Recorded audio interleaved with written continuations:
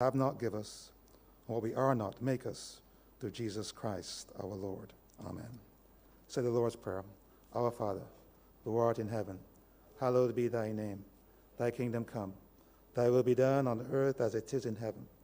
Give us this day our daily bread, and forgive us our trespasses, as we forgive those that trespass against us. And lead us not into temptation, but deliver us from evil. For thine is the kingdom, the power, and the glory, forever and ever. Amen.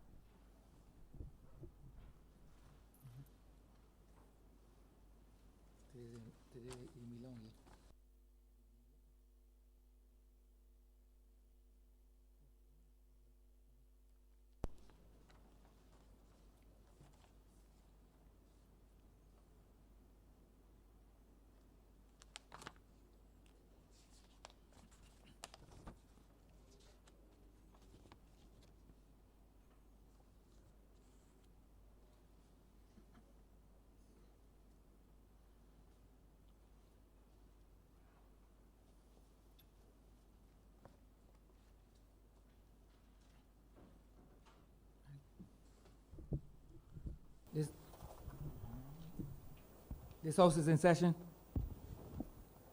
I wish to acknowledge the presence of Artie Harnarain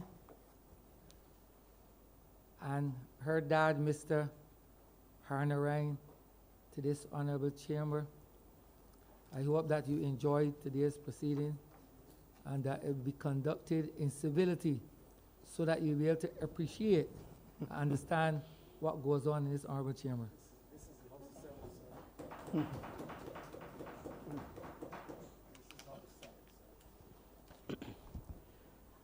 Minutes for the meeting held on Tuesday, October 12, 2021 to be confirmed. Honorable Leader, Government Business. Thank you, Mr. Speaker. I beg to move that the aforesaid minutes be confirmed. The questions that the aforementioned minutes be confirmed. All those honorable members in favor, please say aye. Aye. Those against, please say no. Meeting the ayes have it. The aforementioned minutes are hereby confirmed. Minutes for the joint meeting held on Wednesday, October 20th, 2021 to be deferred. And minutes for the meeting held on Wednesday, October 20th, 2021 to be also deferred.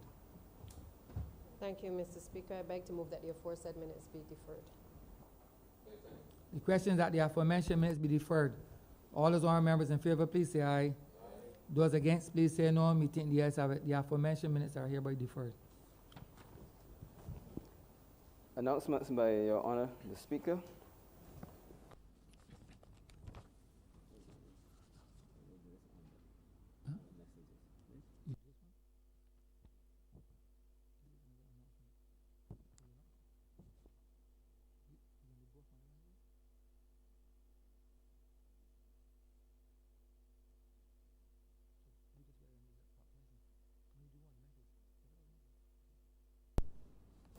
Messages from Her Excellency the Governor General.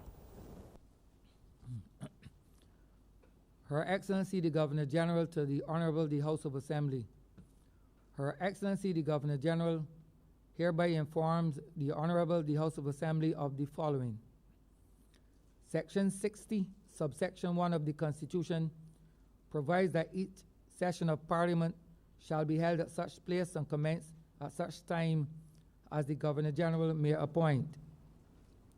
Her Excellency hereby informs the Honorable the House of Assembly that by proclamation dated 25th day of October 2021, that Her Excellency appointed the Worthing Corporate Center, Worthing, Christchurch, as the place at which the continued session of Parliament shall be held, and 10:00 hours in the morning on Tuesday, 26th day of October 2021, as the time at which the said session shall commence. Signed, Governor General, dated 26 October 2021. Petitions, papers, government notices. Honorable Leader, Government Business. Mr. Speaker, I beg to give notice of the Barbados National Honours and Decorations Bill 2021.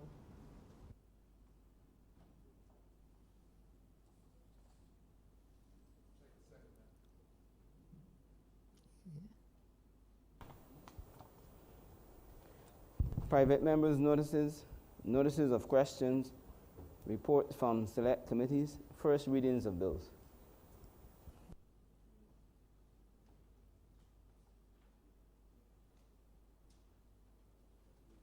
Honorable Leader, Government Business. Mr. Speaker, I beg to give notice of the first reading of the Barbados National Honours and Decorations Bill 2021. The question is that the aforementioned bill be read the first time. All those honorable members in favor, please say aye. Those against, please say no. Me think the ayes have it. Statements by ministers, congratulatory and/or obituary speeches, personal explanations, motions for leave of absence, oral replies to questions, notices of motion for the adjournment of the House on matters of urgent public importance, orders of the day. Mr. Speaker, I beg to move the suspension of standing orders 6, 16, 18, 20, 42 subsection 5, 43, and 44 for the remainder of the day's sitting.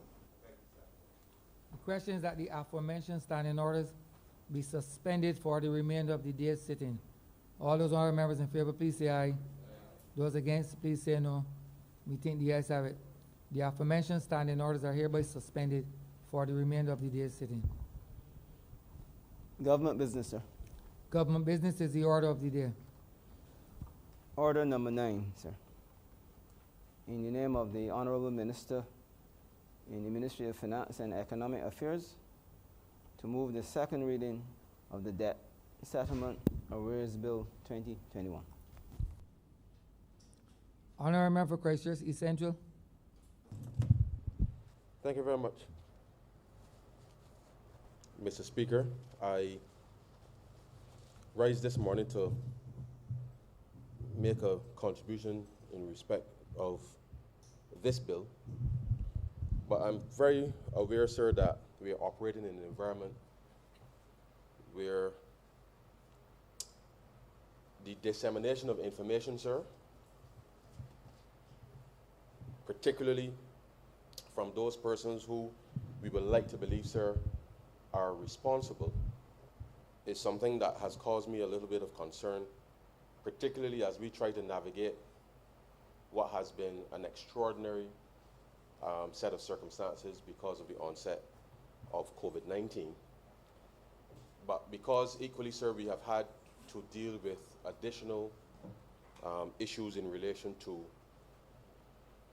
natural disasters, namely, sir, the eruption of the volcano in St. Vincent, sir, last February, as well as Hurricane Elsa, which touched us, sir, and left quite a number of Barbadians, sir, dislocated, which this government is seeking to respond to their needs. And the reason that I feel very strongly this morning, sir, because I as you know, sir, I don't typically allow my emotions to show on my sleeve.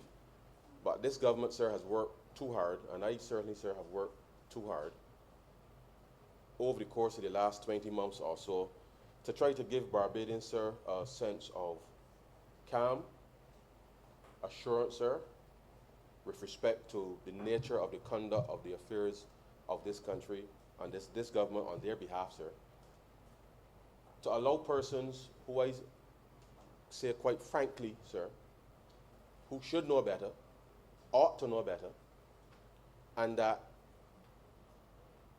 it is disappointing to see things being said in the way that they're being said, sir, as to suggest that this government is somehow complicit in some grand, nefarious conspiracy to expose Barbadians. And I'm going to speak very candidly, sir, because I woke up this morning buoyed by the fact that, as you know, sir, what this week means to all of us. And I put on my WhatsApp status, sir, quite innocently, that a breach of common sense, sir, is a breach of the school rules. And one of my constituents replied, sir, to that very message with what I could only express my utter disappointment, not in the fact that no less a person who also attended that very hallowed place, sir, seeking to assert that somehow this government, in the context of what we're going to discuss, I'm going to discuss this morning, sir, that somehow this government and the leadership of this government, notwithstanding the extraordinary impact that COVID-19 has had, sir, on this economy, that this government, sir, and the government is all of us, sir, all of us, including those in the Senate. And the reason I start here, sir, because if the people of Barbados cannot see and hear from all of us in leadership, sir, what the reality is that is confronting this country, and whilst we may not all agree with specific decisions that this government has had to undertake with respect to keeping this country safe and to try to keep as many Barbadians safe, sir, from the worst that COVID has had to unleash globally. And if we cannot, as a matter of respect, understand that what we say and how we say it, sir, actually impacts the decisions that ordinary Barbadians will undertake, sir, then my fear is that as we seek to navigate a new phase of the management of this pandemic, sir, and as the government tries to give the clear assurance to every Barbadian that we will do whatever is required, sir, to save lives, to allow persons to start to earn and look after themselves and their families again, sir, and that what we are trying to achieve is something, sir, that is against all odds.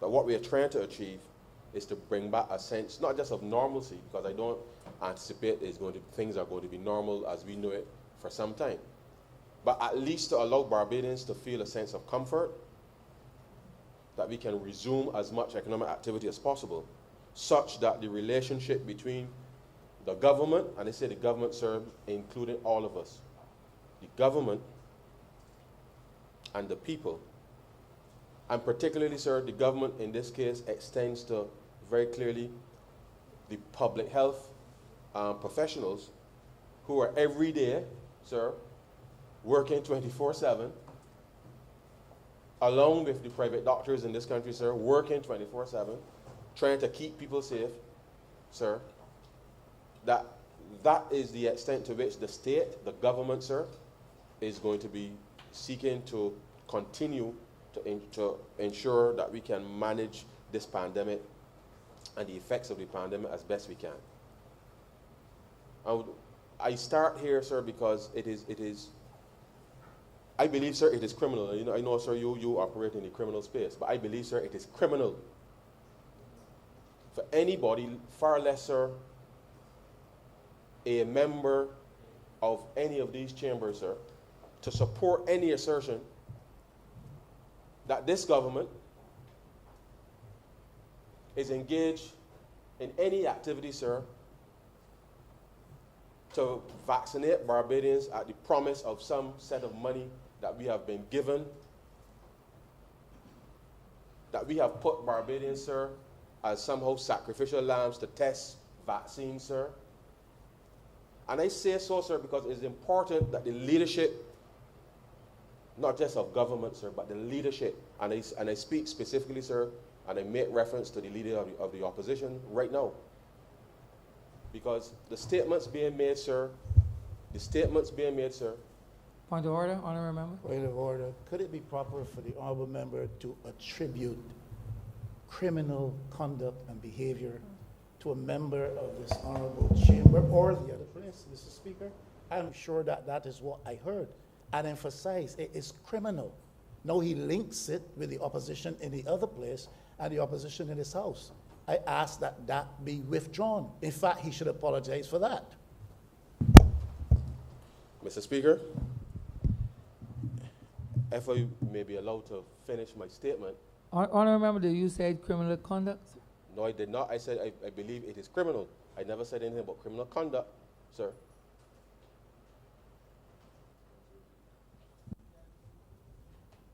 Mr. Speaker, the honorable member for Christchurch East Central, firstly, is reflecting on the conduct of members from the other place.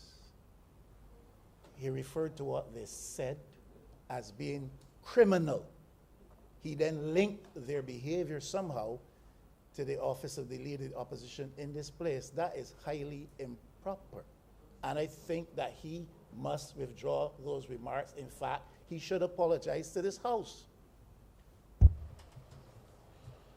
Mr. Speaker. Honorable member, if you have attributed any nefarious activity bordering on any criminal intent and or conduct on behalf of persons in this honorable hallowed chambers or in the other place, those remarks are not to be uttered in this honorable chamber. Sir, if that is your ruling, I accept that, sir. Mr. Speaker, point of order. I I think not only should remarks not be made in this, he should withdraw them and apologize. Honorable Leader of the Opposition, while I understand what you may desire, I am the person who conduct these proceedings in this chamber. Mr. Speaker, if it would make the honorable leader of the opposition comfortable, sir, and I take your ruling, sir, I shall withdraw the statement, sir, because the leader of the opposition, sir, is supporting by his response, I can only assume, is supporting the notion, sir, that this government is somehow in collaboration. Honorable member, even before you, please say so I can speak. Honorable member, even before you premise and or preface those remarks, I do not welcome those remarks. I do not think that you are going down the correct path this morning. I do not think that you should go down that Mr. path. Speaker, To attribute and or, in essence, give the inference that the leader of the opposition might be condoning that conduct. I do not think that you ought to go down that line of speaking, sir. okay, sir. I accept your ruling, sir. However, as Barbadians navigate, sir, a very stressful time in this country, sir. As Barbadians navigate a very stressful time in this country, sir, people who are in public office, sir, including anybody who is appointed by any member of this place to serve the public, sir, ought to be aware of the responsibility that they have, sir, to the people. To the people, sir. And that all of us in this place, sir, all of us, all 30 of us, sir, were elected by the people in May of 2018, sir, with the exception of the honorable member for St. George North, who came in to Honorable Leader Parliament of last Opposition. year. Honorable Leader. Point of order, Mr. Speaker. Surely you guide this House. But at some time, I suppose the honorable member will connect with the bill that is before us. I make that determination, Honorable Leader of Opposition. I make that determination. And Mr. Speaker. no one else Mr. Speaker, has the authority but myself. Mr. Speaker, sir, if the honorable member would permit me to connect to the bill instead of interrupting, sir, which is his right to do, but if you will allow me to connect to the bill, sir, that is important. But in making the connection to the bill, sir, is important for the people of this country to understand and appreciate that what we do here in this place, in their name, sir, that what we do here is in their best interest. And that the conduct, sir, of all of us, the conduct of all of us, sir, is important. So whilst the bill here this morning, sir, speaks about arrears and how we're going to settle them, sir, that is not the substance of the matter today, sir. Because it is not the substance, sir, because the reason I believe, sir, and sir, I'm leading the bill. I'm leading the bill. But when we have public officials appointed, sir, duly appointed, sir, asserting that this government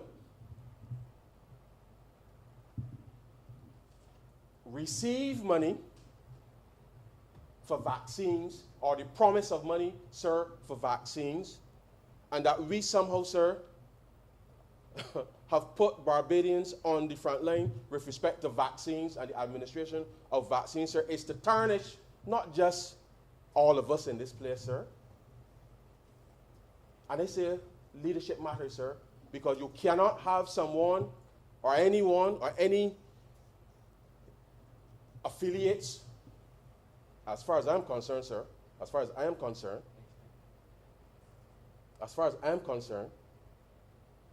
seeking to go out and mislead the public, that this government was promised money, received money, and if I heard correctly, sir, there was an assertion that the government, through the Ministry of Finance, received $261 million that we ain't got to pay back, sir. If I heard properly. And, sir, to my certain knowledge, and I say so, sir, categorically, today, I can say to you, through you, sir, to the leader of the opposition, to all the members of this place, to all the members of the other place, and certainly, sir, to every single Barbadian. Because there has been this notion, sir, that somehow the Barbados government is receiving money to vaccinate Barbadians. And it has risen to the level where a member of the other place, sir, has gone on the public record to indicate that the Ministry of Finance and this government, that we have received money in relation to this thing. So I want to link, and I hope the member, the honorable member, the honorable leader of the opposition, he's listening very carefully. Because you want me to connect to the bill, I'm connecting to the bill, sir, to assert that this government has received $261 million that it does not have to repay, sir, when I, sir, do not know of any monies that we have received. Honorable member. Member of the I opposition. am sorry I have to interject again, Mr. Speaker. All members misleading this House and grossly. The Leader of the Opposition in this honorable House has never said that this government received any $261 million for any vaccines. I do not know how much money the government received, Mr. Speaker. I simply ask the Leader of the Opposition to listen, sir, to what was said and what was asserted, sir. Because the people of this country, sir, through you, I want to explain, sir, through you,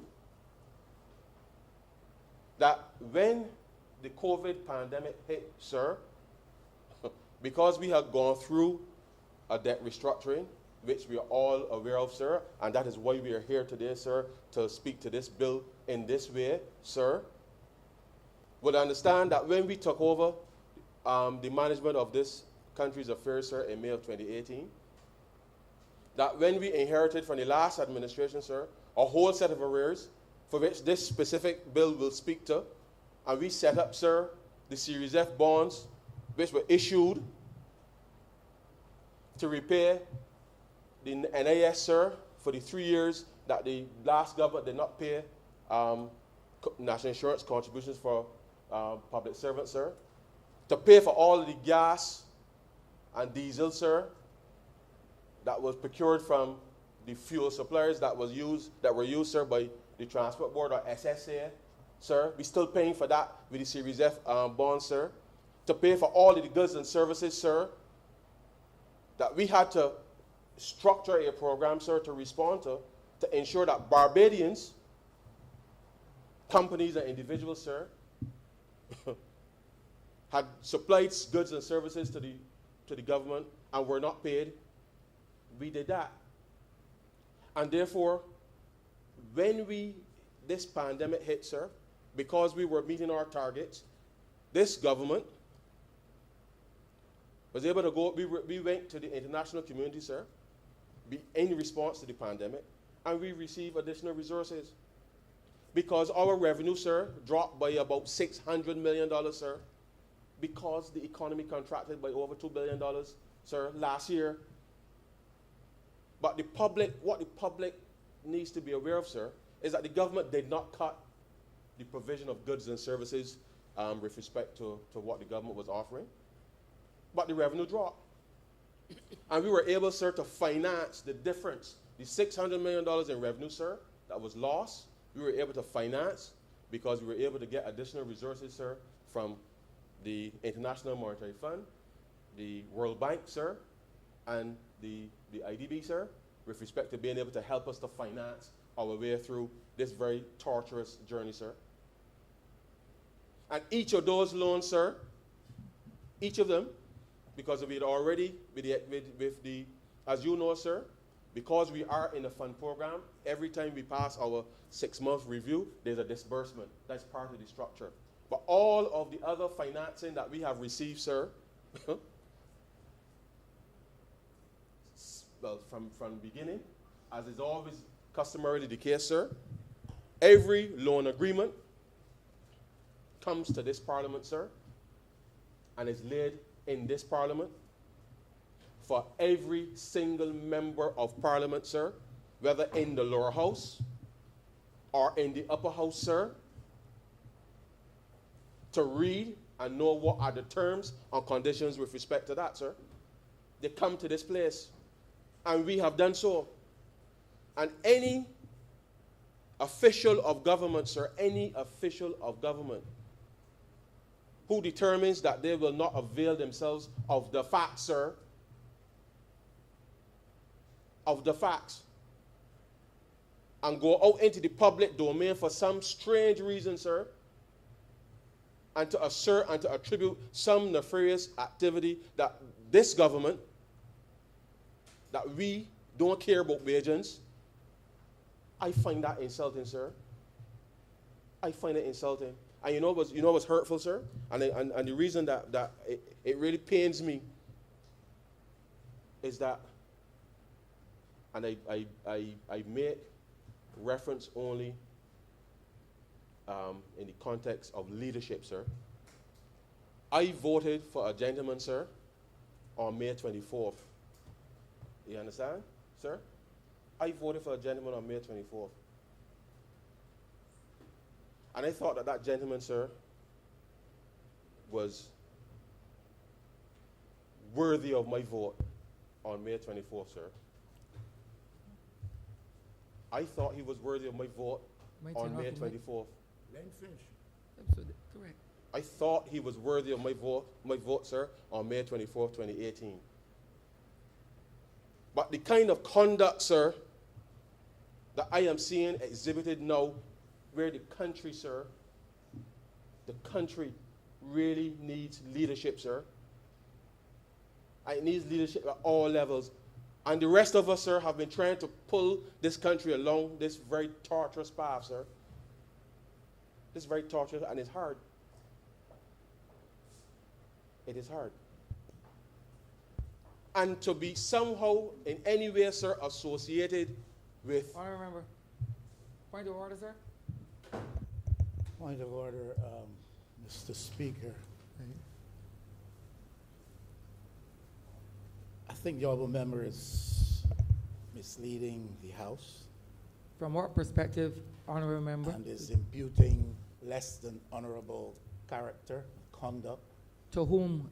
to my Honor- honorable self. You because can- he no. referred, Mr. Speaker, Please, I'm listening. to if you. you would allow me, Continue, I'm he listening. referred to the person for whom he voted in the last election, and as far as I know, he voted in St. Michael West, so that must be a reference to myself. You can guide me if I'm wrong. I am guiding you, sir. You never say, your name was, there were two candidates. Honorable member, please sit while I speak, sir. Please. No name was mentioned. You were not, honorable member, you were not the only candidate in the election. If I may say that.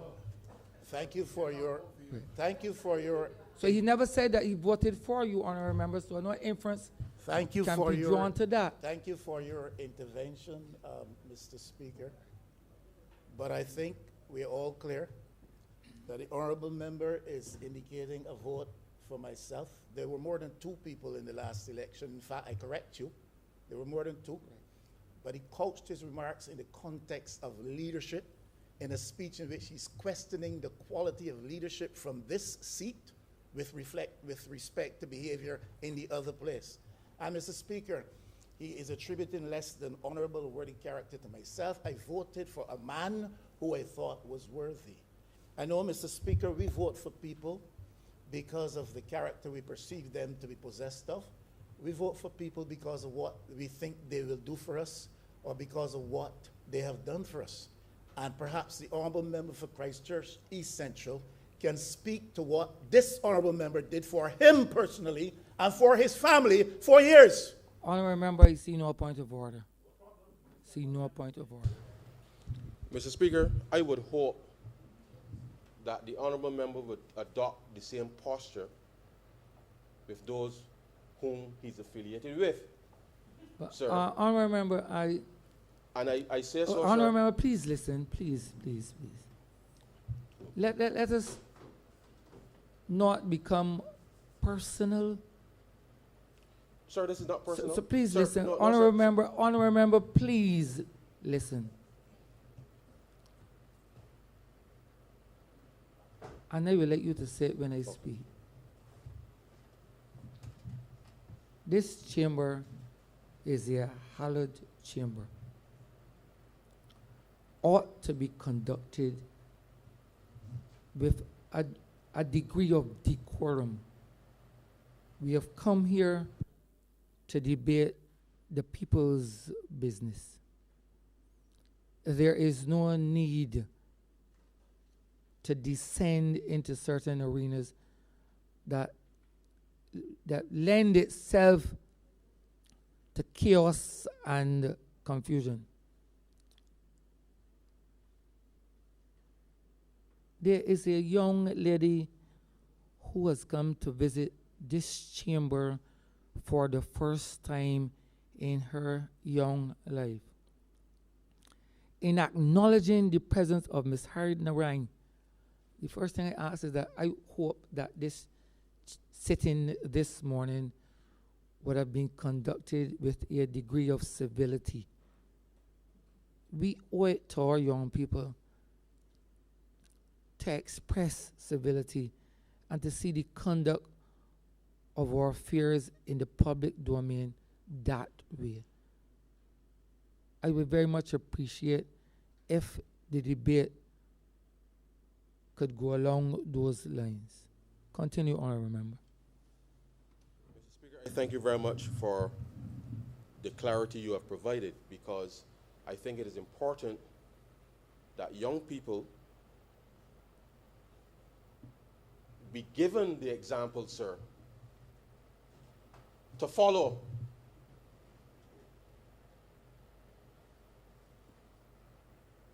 My grandmother, sir, raised me. I like to think, sir, that she did a reasonable job. I like to think so. And the idea, sir, of leadership is important for young people. And it's for precisely that reason, sir, that as a young person, myself, that I can stand here and say that leadership is important, sir. It is important. And I say to the young lady, welcome to the chamber, and I say to all young people that we, the leaders of this country, yes, we must be held accountable. And we must be held accountable in the context of how we are, not just how we are conducting the people's business, but what we allow to take place, sir, in the conduct of the people's business. That is what is important, sir, as part of this discussion, because I make no bones about it, sir. I make no bones about it. This country is at a point, sir, at a point where there needs to be consistency in the example of leadership, sir, at all levels, with respect to what constitutes public discourse, sir, and that there must be consistency from all quarters with respect to government as well as civil society, sir, with respect to our communication. And the truth is, sir, we can all agree to disagree. You may not like a decision that has been taken. You may not like the way that some things are determined at a particular point in time. But this government has been committed not just, sir, to the reforms that we have been undertaking, sir. This government is committed to ensuring that we can keep as many Barbadians safe. And if Barbadians, sir, are receiving information from sources, sir, that people and young people, especially, in receiving said information, must be able to not just trust, but to believe, sir, that the integrity and the credibility, sir, of its government, of their government, that they can trust us, sir. That is important. And so I say to the young lady that this debate this morning, whilst we are here to discuss the debt settlement arrears bill, that we can't do it and not understand the context, sir, for which things are being said. Because the same young people out there, sir, will see that video and somehow attribute some connection that the government of which I am a part, for which we are all a part, sir, is somehow in cahoots with somebody. And I say, sir, that is wrong. That is wrong, sir. The words that my grandmother may have used, sir, I can't use here because Parliament has its rules with respect to it, sir, but it is wrong, sir. It is wrong. Now, I know, sir, And this is the regrettable part. Because as much as the government has been trying to put information out into the public domain, these social media posts, sir, truth is, sir, you really can't make some of this stuff up. You really can't. But I assert to every Barbadian, sir, and I deny, sir, in the strongest possible terms, sir, the government of Barbados has not received any money from anybody, sir, in relation to vaccines, as any condition for anything, sir. And further, that the management of the fiscal affairs of this country, sir, the management of the fiscal affairs of this country continues, sir, to be managed in a way that the young lady and every young person in this country, sir, can feel a sense of pride that this government continues to manage the public affairs of this country, sir, with the highest integrity.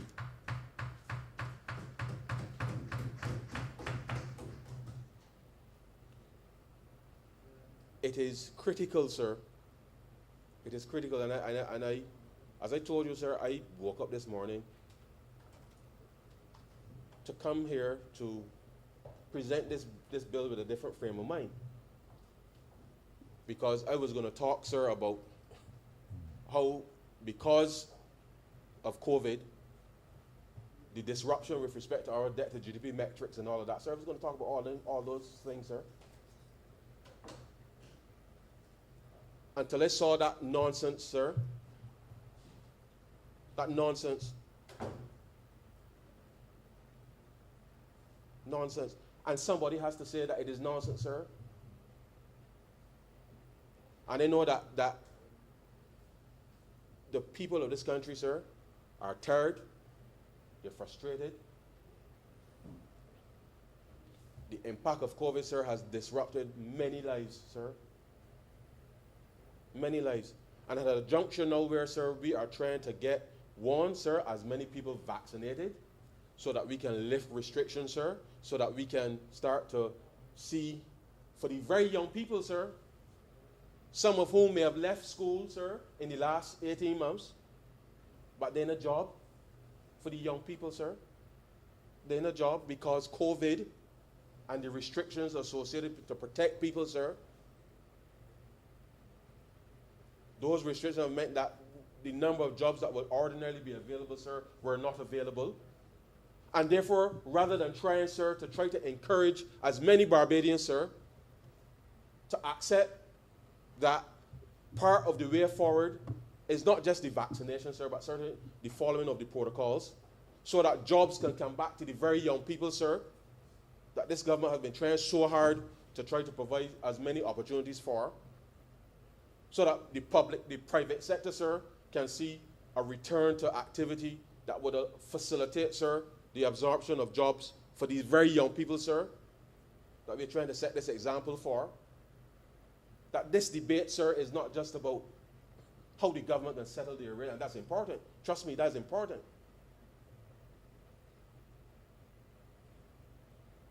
That is important, sir. And I will also take this opportunity, sir, to address, permit me, sir, because it is related, since we are discussing the notion of the government receiving monies for vaccines, which don't have to be repaid, sir. I want to, through you, sir, because as I was coming in to the Parliament, sir, I just heard the introduction of one of the calling programs today. And you know, sir, it is interesting how the narrative gets out there. It is carried, and people repeat things, sir, without, sir, sometimes stepping back and looking at what is the bigger picture. Now, sir, I through you, I want to remind the public, sir, that when we are having a discussion about the price of vaccines, so just permit me a minute, sir. When we are discussing the price of vaccines, and that the developed countries, sir, have purchased vaccines for $2 and $3 a dose, US dollars, sir, per dose, right? And we try to connect what Barbados have had to pay for vaccines, sir, or would pay for vaccines. It completely ignores the fact, sir, it completely ignores the fact that more than $18 billion, sir, were put in by the world's Western economies, United States, as well as European countries, sir. More than $18 billion, sir, in the development costs associated with the said vaccines. So if you understand that if you paid for something, sir, in its development, then when it comes onto the market, sir, then you get a preferential rate. But it's not just that you get a preferential rate as well, sir. You are getting those prices on the basis, sir, of purchasing 30 million doses, sir, 50 million doses, sir, because that is scale, sir. So I came into this parliament this morning, sir, to have a discussion about that. But I want Barbadians, permit me, sir, to hear my voice. You cannot have a discussion about what the United States or Europe, sir, on the basis of what they have paid for vaccines, when they are the ones who finance, sir, the development of the vaccines. So if we are going to have an open discussion with our young people, sir, so that this information is being propagated in the public, then all of us, sir, have a responsibility, all of us, to tell the very young people the truth, sir. Barbados did not put a cent into the development of vaccines. You think we had $1 billion to just go and put into vaccines when we lost $600 million in revenue, sir? That we could then say that we could get vaccines at $2 or $3 or $5 a dose, sir? Barbados and CARICOM, sir, joined with the African continent in an attempt through COVAX, sir, to try to procure vaccines at scale. And even then, sir, it was not enough to be able to vaccinate people. So the cost that Barbados would pay for 300,000 doses, sir, of vaccines, when people talking about 30 million doses and 50 million doses a batch to get that scale, sir, what do you think you can pay for 300,000 doses of vaccine, sir? You think you can pay the same $2 or $3 a dose, sir? That's basic demand and supply, sir. And therefore, when people come into any of these places, sir, to have a public discussion, I just would like to appreciate the young people to appreciate that the world, sir, operates on the basis of, I would say, rules, sir. And therefore, in the context of the procurement of any of these things, sir, you got to appreciate that there's something called economies of scale. And Barbados and the Caribbean and even the African person in Africa, sir, did not finance the development of the vaccines. And when the developed world, sir, determined that because they finance the cost of the vaccine, they're to get first dibs, sir, because you don't pay for something as is reasonable. You don't pay for something, it becomes available, and you start gaining it, sir. You got to make sure that thing, that's what normal people would do. And that is unfortunately what happened, even though we had an arrangement with respect to COVAX. And vaccine availability and inequity, sir, is a different subject. But the reality is, sir, had Barbados, if we had $1 billion, sir, or $500 million that we could have put in the pot, we might have been able to buy vaccines at $1, sir, but we would have paid $500 million or $200 million, wherever it is, as part of the development cost. So the discussion about the procurement of vaccines, I believe, sir, for the benefit of our young people, has to be placed in its proper context. And therefore, I say to the young lady who's here today, as well as all the other young people who may be listening or may hear something, if nothing else, sir, just take that little bit, sir, of basic economics into consideration so that when people get on social media, sir, and talk whatever it is that they're talking, that you can correct them. And I would just ask the young people to be respectful. People can say what they want to say, but the reality, sir, the truth is the truth, and we live in this space. And the government of Barbados has had to go out and try its best to secure vaccines so that we can keep as many of our people safe,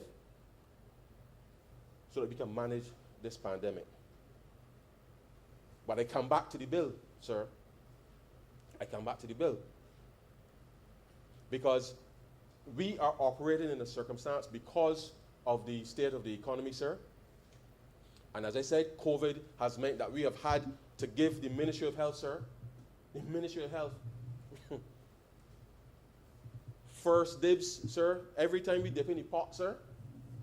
You know, sir, your grandmother cook a rice and stew or a pot of soup, sir, and you're dipping, and you're hoping that with every spoonful, sir, that you could get a piece of meat or some dumplings, sir. We've had to give the meat and the dumplings, sir, to the Ministry of Health to make sure that they can keep Barbadians safe, sir. And everything else that we have been trying to do, sir, we have made adjustments within the context of the budget. We've tried to delay things, sir, just to make sure that we can give to the Ministry of Health, sir, the adequate resources that they need in order to be able to manage the pandemic. And they say to Barbadians, every time there's a surge with respect to numbers of COVID, and the reason that we have been trying, sir, so hard to contain the numbers, and you will see that we've reached a point where we've had to go in a different direction with respect to the management of the pandemic, sir. Every time there's a surge, the Ministry of Health, as well as the Queen Elizabeth Hospital, sir, demands more cash, sir, to be able to respond for testing, as well as the care with respect to the number of persons. And that is as basic, sir, as you can get. And in the context of the numbers escalating as they have been, sir, it means that the cash burn, the cash requirement, the financing requirement, sir, to continue to manage the pandemic in the way that we have, has simply meant, sir, that in terms of what we have had to do, we have moved, sir, from running a 6% primary surplus, sir, and we are now at just about 1.5%, sir, deficit. And I don't say so lightly, sir. And we've had to finance that because we've been able, sir, and the only reason that we have been able to finance it is because people were prepared to lend Barbados money again, sir. The last government, sir, nobody wouldn't lend them nothing unless it was at 13 or some well numbers, sir. And therefore, as we get through this pandemic, sir, I say to Barbadians that it is tough, but we can get through this, you know, sir. We can get through this. And we can get through it because I want to say it to the same young people. I know it's frustrating. You want to go down the line. You want to do all these things. But we are all connected, sir. Everything is connected. So when you go and you think that you're hiding and you're liming with your friends and whatever, eventually, sir, regrettably, it is going to come back at some point into your household or your family, sir, because all of us, sir, at some point, or most of our circumstances, my aunt lived there, my grandmother there, my uncle over there, sir, I live here, my neighbor next door, we type, sir. So you got about 4 or 5 houses, sir, that in a small space, everybody's family, sir. So when we go and think that we're doing what we're doing and trying to get there because we want to be cool, regrettably, what that has meant, sir, unfortunately, is the transmission, sir, the transmission has meant that regrettably some of our elderly persons who aren't necessarily going out and about doing these things, sir, have contracted this virus and regrettably passed, sir. And if for nothing, and I mean, sir, I know family relations are complex, but we know, sir, we know, all of us in this place know, because all of us, sir, and they say all of us, sir, canvass the length and breadth of this country, sir, and we know the connections in terms of the overlapping generations, sir, in terms of households in this country. And that many households in this country, sir, prior to us coming to office, the single thing that perhaps, sir, was keeping households together in this country, sir, was the pension of your grandmother or your grandfather in the house, sir. All of us in here know it, given what we saw. And I say to young people, you shouldn't just look after yourself because the government in of itself is thing. But if only for a selfish reason, sir, if only for a selfish reason. The fact that we have many households, sir, that depend on elderly pension income, sir, on elderly pension income, ought to be, in any rational person's mind, sir, a reason to keep yourself safe, so that at least the stability within your household can be maintained. People may not want to hear that, sir, but that is the reality of which a number of our constituents are facing, sir. So I say to the young people, you have a choice. You have a choice. You're either going to listen to people who will take you down a path for which there really is no clear or credible outcomes, or you listen to those who are responsible, sir. You listen to your government and allow us the opportunity, sir, to be able to bring back not just the economy, but to bring back communities, sir, to bring back the things that we know that we would like to be able to do in a safe way. But you have a responsibility to play in being able to achieve that. Now, I must say, sir, we have made significant strides, certainly over the past 7 months, sir. 7 months with respect to the vaccination. The uptake could be a bit higher, sir. But the reality is, and I'm saying to Barbadians, and I say so, sir, purely from, and this is not to be in any way interpreted as any dissent, because no people like to it's perspective, sir. Our priority is to save people, sir. And therefore, you got to accept that within the context of the Ministry of Finance and trying to finance, sir, the things and the demands that people are asking for, whether it is the adopt a family, sir, whether it is the increased welfare grants that we have been able to do, sir. We're still trying to respond to a number of things across the country, sir. My constituent, sir, in Christchurch East Central, people still want the roads fixed, sir. Still want the roads fixed, as is the case for many other people across the country, sir. The country has been responding to ensure that we give the Barbados Water Authority enough financing to be able to deliver water, sir. Water to people in the northern parishes, sir. And that too is a priority which we have been making available to government. But it is difficult to get people to appreciate sometimes, sir, that these are the priorities that the government that we have made. But whenever, sir, I see the directives come up, sir, and I see the numbers with respect to where the cases are going, I look at it, sir, and I'm asking myself, at what point will Barbadians recognize that we have it, sir, within ourselves to be able to deal with this thing? Because whether I like it or not, sir,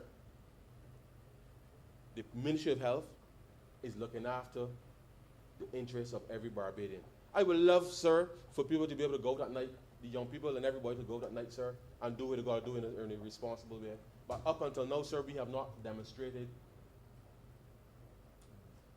sufficiently the capacity to be able to do so. And the critical, and I think the critical point here, sir, is to ensure that even with the increase in cases, we want to ensure that we limit the number of deaths. We want to limit the number of deaths, sir. So, the maintenance of the curfew, sir, certainly has an impact on economic activity, because it means that at 9 o'clock, when the curfew comes in, sir, it means that there are no more VAT transactions, sir, that we will get revenue from, sir, in the way that we would normally do. Because the truth is, sir, the nighttime economy as Barbados, as prior to the pandemic, sir, we were already in the process of making that shift where the nighttime economy, sir, was starting to take on a little more prominence, if you like, sir, with respect to the number of transactions that will allow us to be able to collect tax revenue. And I make that point, sir, because as we're discussing a debt bill, the financing of government's policy agenda requires economic activity, but it also requires us to be able to borrow if there's a shortfall. And when you lose $600 million in revenue, sir, and we impress upon people, follow the protocols so that we could get vaccinated, so that we can credibly relax some of the restrictions, so that young people, sir, could get some work too, you know, sir. Because the more people employed, sir, it allows us, the government, to be able to help and more easily finance our operations. So this discussion here, sir, this morning, this bill today, as I said to you, sir, is it takes on for me, sir, a more the wider substance of it is what is expressed here, sir. What I'm trying to say, what is expressed in the bill today, sir, does not reflect the context in which we are operating, sir. And that's why I took the time this morning to outline for Barbadians, and for those of us who have responsibility, or will wish to acknowledge that we have responsibility, because the truth is, anyhow, don't let me go there, sir, who wish to acknowledge that we have a responsibility, would appreciate that the state of where the economy is at the moment with respect to not just the curfew, but the kinds of activity that we would like to see.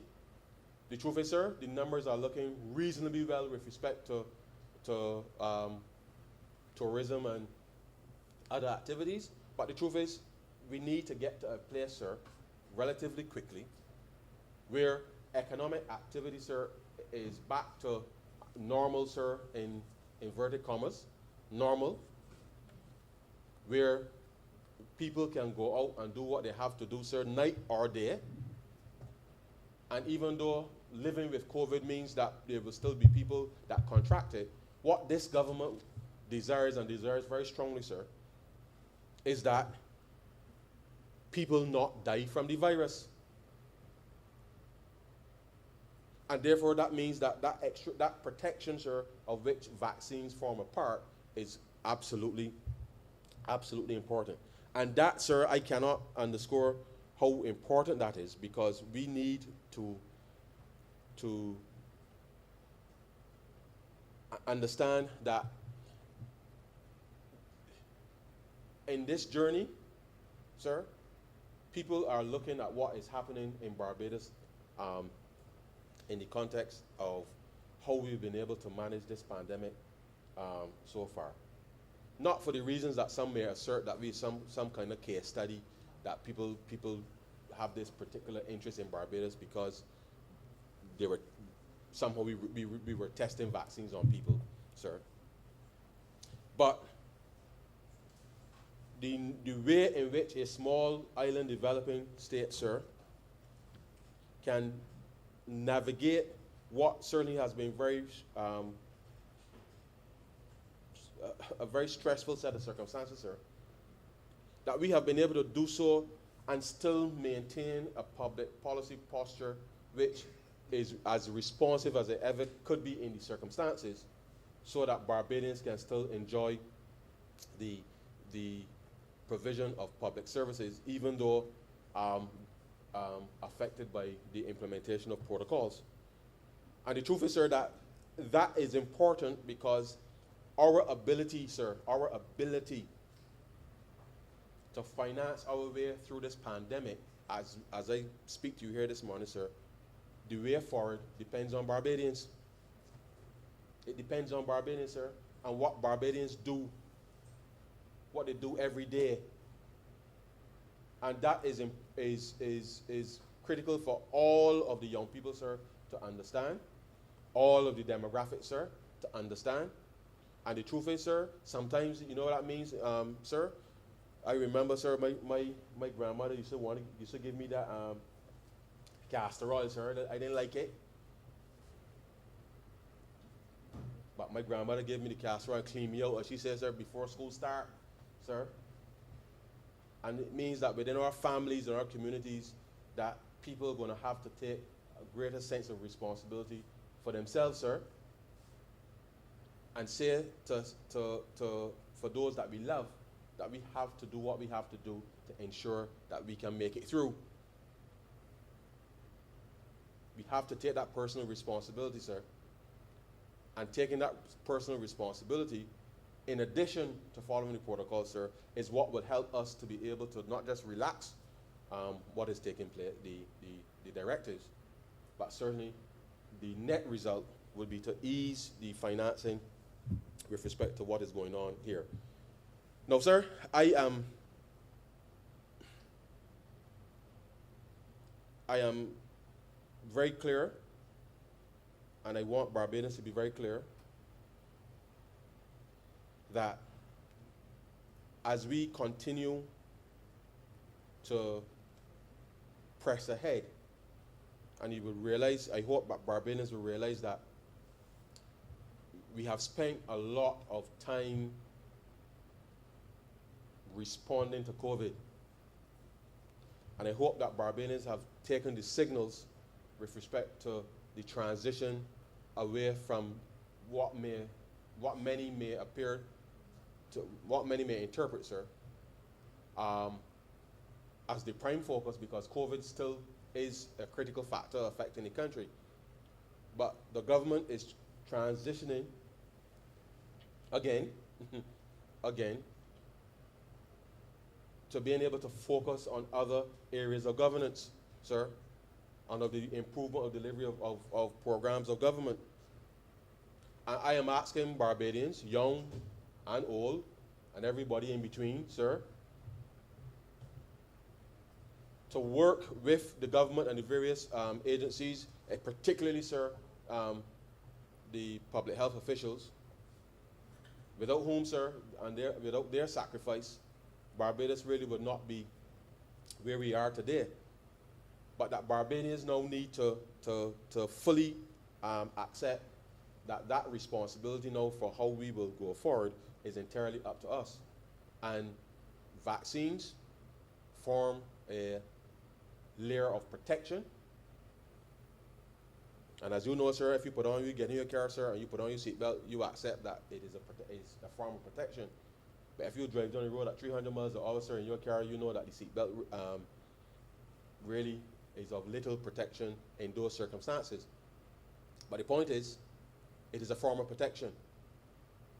And our goal is to keep as many Barbadians alive as possible with respect to being able to manage this pandemic. And this debt bill before the chamber, sir, is part of how, as a result of not just the impact of COVID, but because the significant arrears in relation to land acquisition, sir, as well as outstanding legal claims, sir, has meant that with the approaching deadline, the current Series F bond, sir, expire September 30th, 2022, which, as I told you, sir, reflected the 42-month duration within which arrears were to be settled.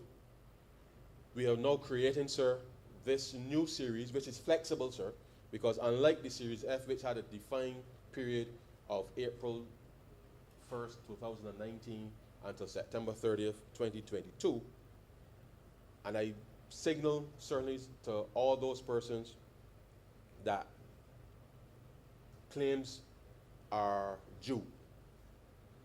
Like basically where we are, sir, with respect to what we are doing here, we are simply putting a framework in place, sir, to ensure that the settlement of the principal of those arrears can be done over the 42-month period.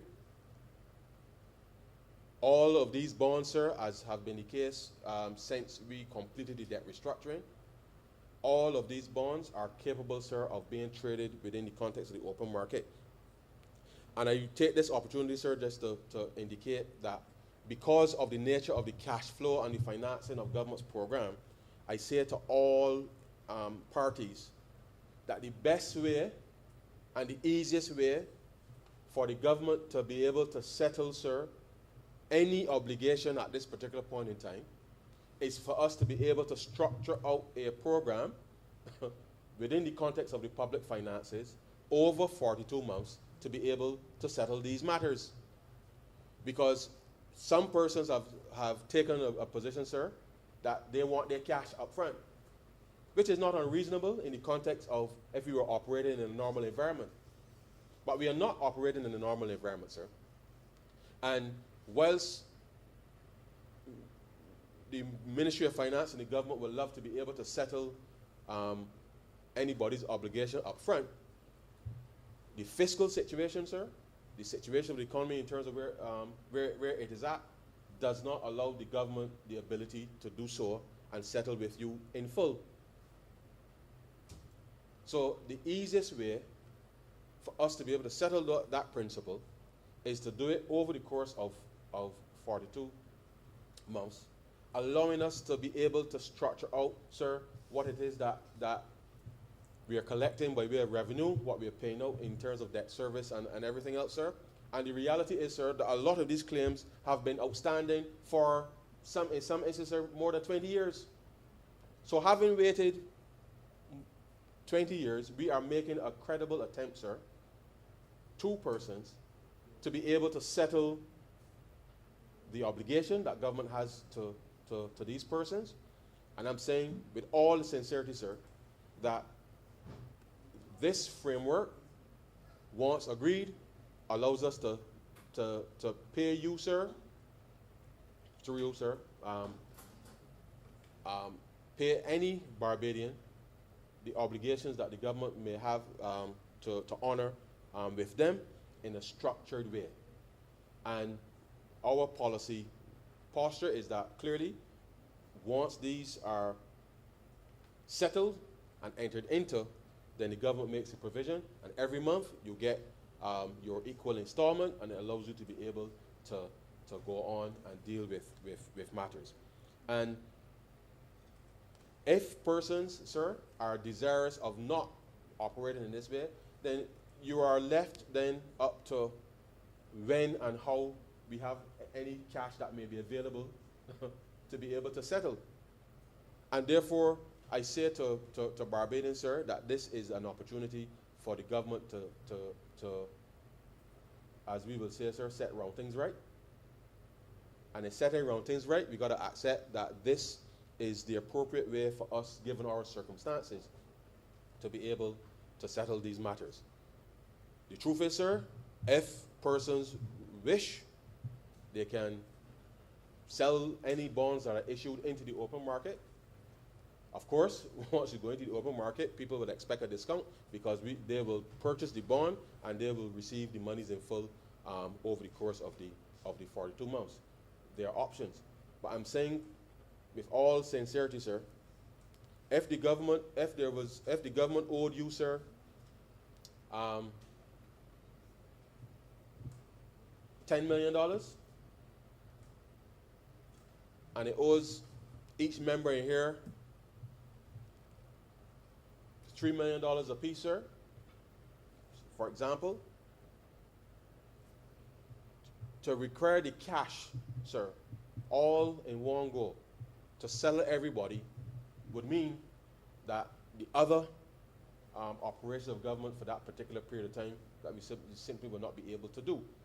And therefore, in structuring out over 42 months allows you to get your money, sir, all of us to get our money, as persons for whom government may have an obligation to, over the course of the 42 months, and everybody goes their merry way. There are persons who have insisted that they do not want bonds, sir. They've insisted. Now, if you insist, and I know, sir, this is perhaps a bit contentious, but oftentimes what has happened is that by holding out, of course, you incur more legal fees and all kinds of other things with respect to these matters. And as far as we are concerned, sir, once we have made a credible offer, the reality is that the interest component of a lot of these things will have to be dispensed with, because the expense with respect to being able to afford that does not make financial sense, and all it does is to inflate the settlement.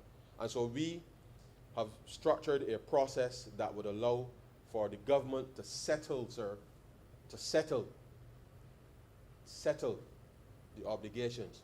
And I regret, sir, that up until now, that a number of these claims have not been settled.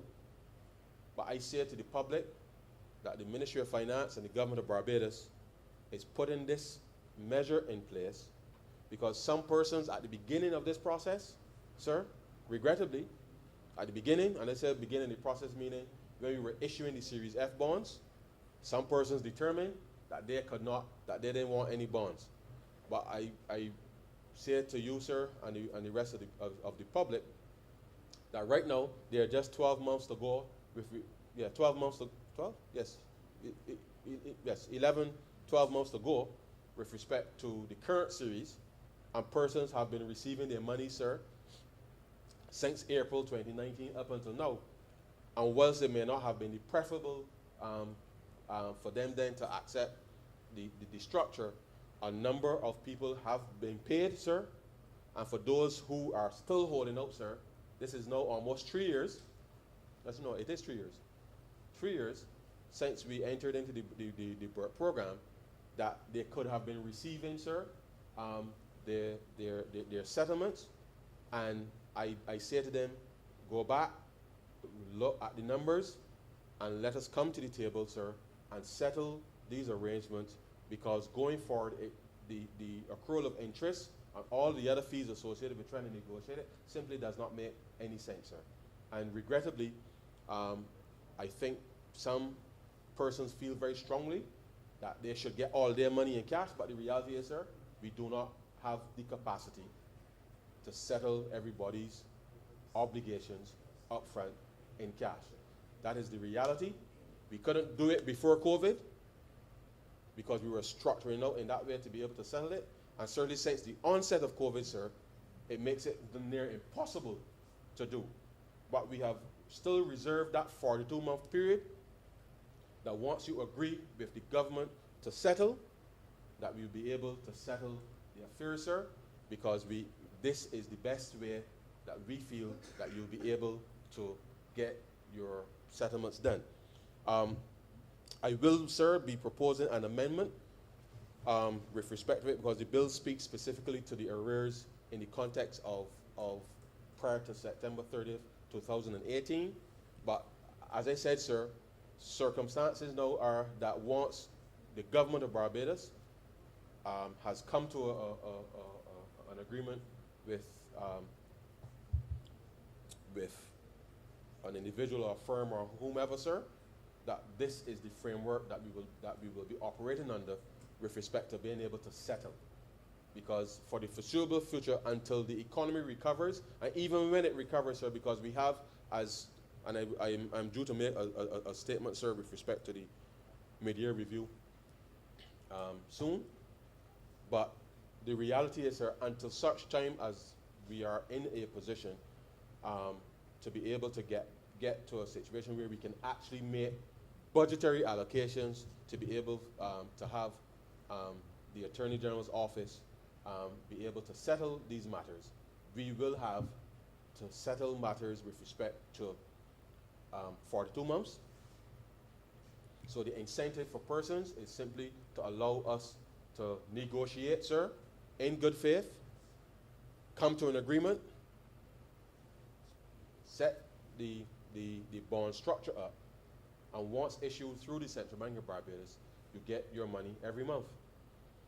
And that way, Barbadians can have a sense of clarity and certainty, sir, with respect to any obligation that government may have to you and allow us to be able to move forward.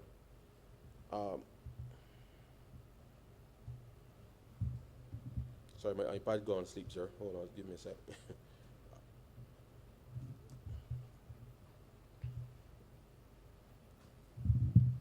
Right. Okay, so the establishment of the Series J, sir, simply will be the replacement of not replace. Let me rephrase, sir.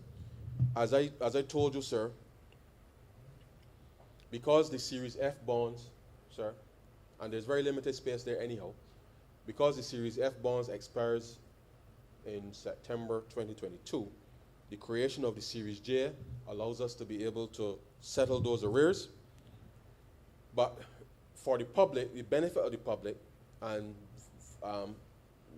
clarity, transparency, everything, sir, that to be able to, if we were to stick to the original framework, sir, which is to settle the arrears between April 2019 and September 2022, is that if we were to attempt to use the Series F structure as currently constituted, the cash requirement between now and September next year, sir, would be significant. And that would mean that a lot of the other government programs will not be capable of execution, because we will be pushing too much cash into the settlement. And regrettably, as I said, there was scope to do it at the beginning, but now that we are here, we now have to make these provisions to be able to ensure. And COVID certainly has not been kind with respect to government finances. As I said, we've moved from a 6% primary surplus, which was intended to help pay down some of these arrears. We are now operating, sir, at a deficit. And because we are operating at a deficit, it means the deficit has to be financed. And deficit financing means, sir, you're borrowing money, obviously, to be able to make up that difference.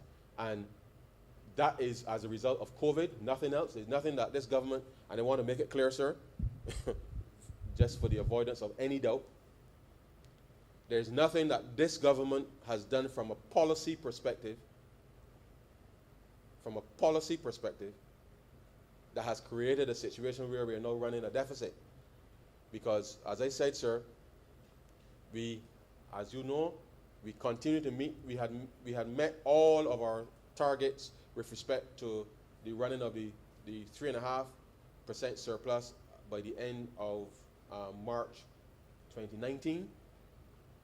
By the end of March 2020, sir, we had achieved the 6% primary surplus, which was part of the program target, sir. COVID hit at the back end of March 2020, when we recorded our first case.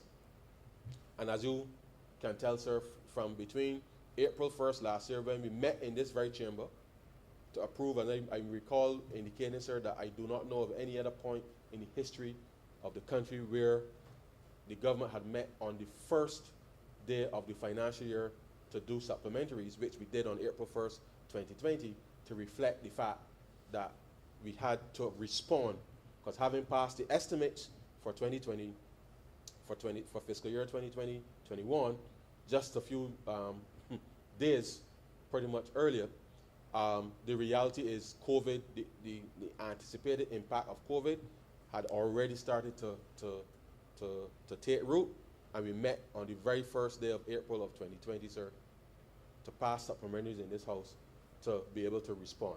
Because the budget, as previously conceived when we started the process, was no longer particularly relevant to being able to respond to the needs that were required at that time.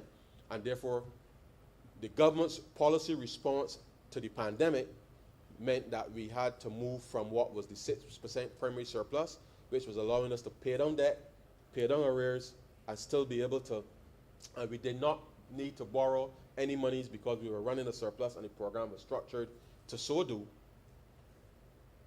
The impact of COVID has meant now that moving from that 6% primary surplus, we are still paying down debt, we're still trying to do these things, sir, but we had to finance, sir, the operation of government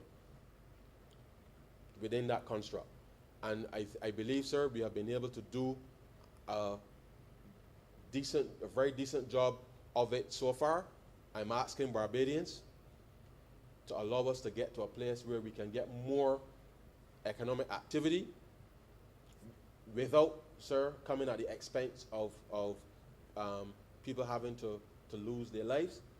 And I think we have a responsibility, sir, to be able to allow us to get to that stage. And so the issuance of these Series J bonds allows us now to refocus some of these outstanding liabilities. And I repeat it again, sir. I repeat it again. For those persons who have determined that they are waiting for cash, I can't swear to you, sir, or anybody, that cash is going to be available like that for the foreseeable future for the government of Barbados to settle all in one go. I think it would be foolhardy, sir.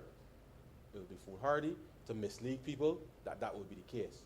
And I say it through you, sir, in this honorable chamber, that for persons for whom these obligations apply, to please speak to your counsel or whoever is mediating on your behalf, and let's come to the table, arrange for the settlement of the principal, and let us get these monies paid to you in the quickest way, which is over 42 months. It is not ideal, but this situation that we are in, sir, is far, far from ideal.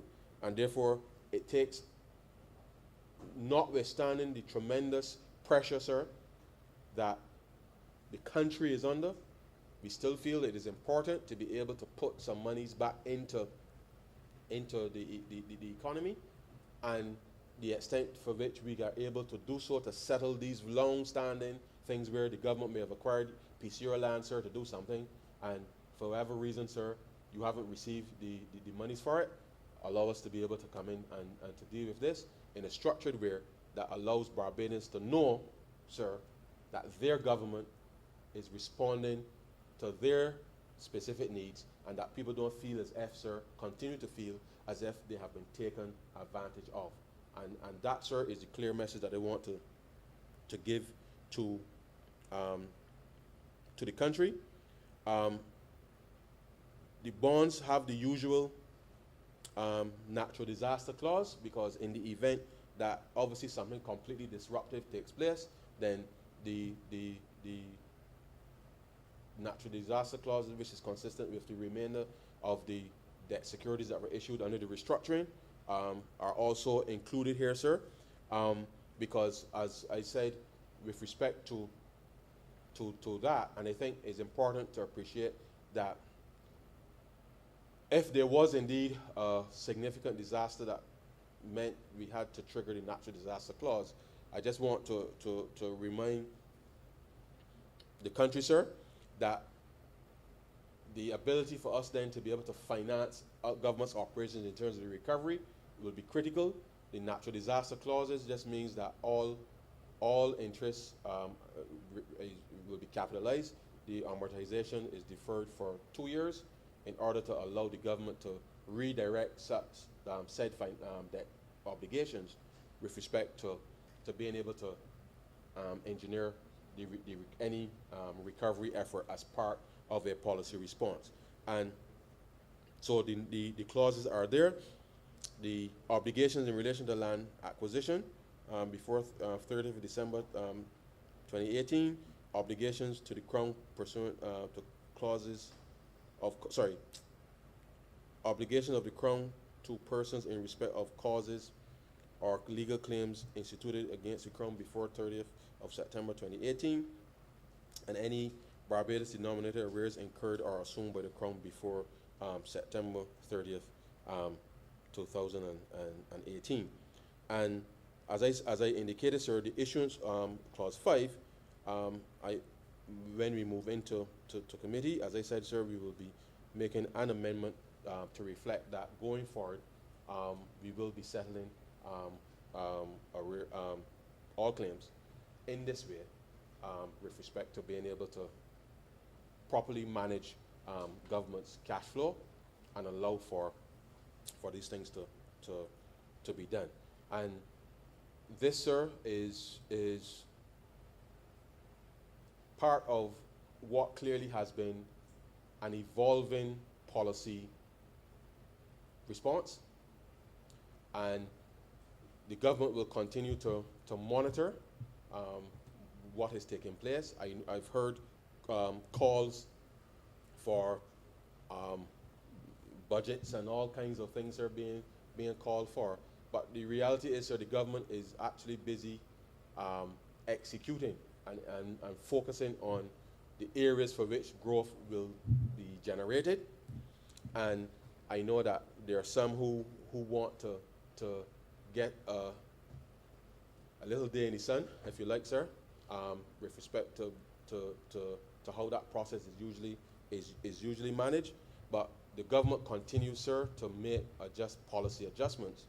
And the making of the policy adjustments, sir, is not necessarily to wait for a specific event, but the government has always taken a posture that where policy response is required, we will come to the chamber, announce said policy adjustments, and allow the policies to be implemented in order to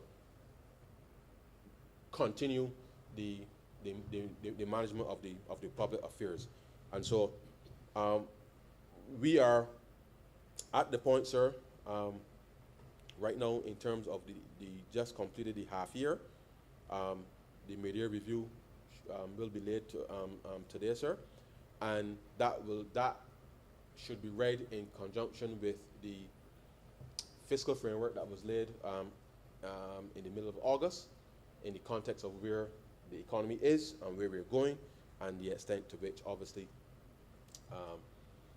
not just the continuation of the reform efforts, but certainly the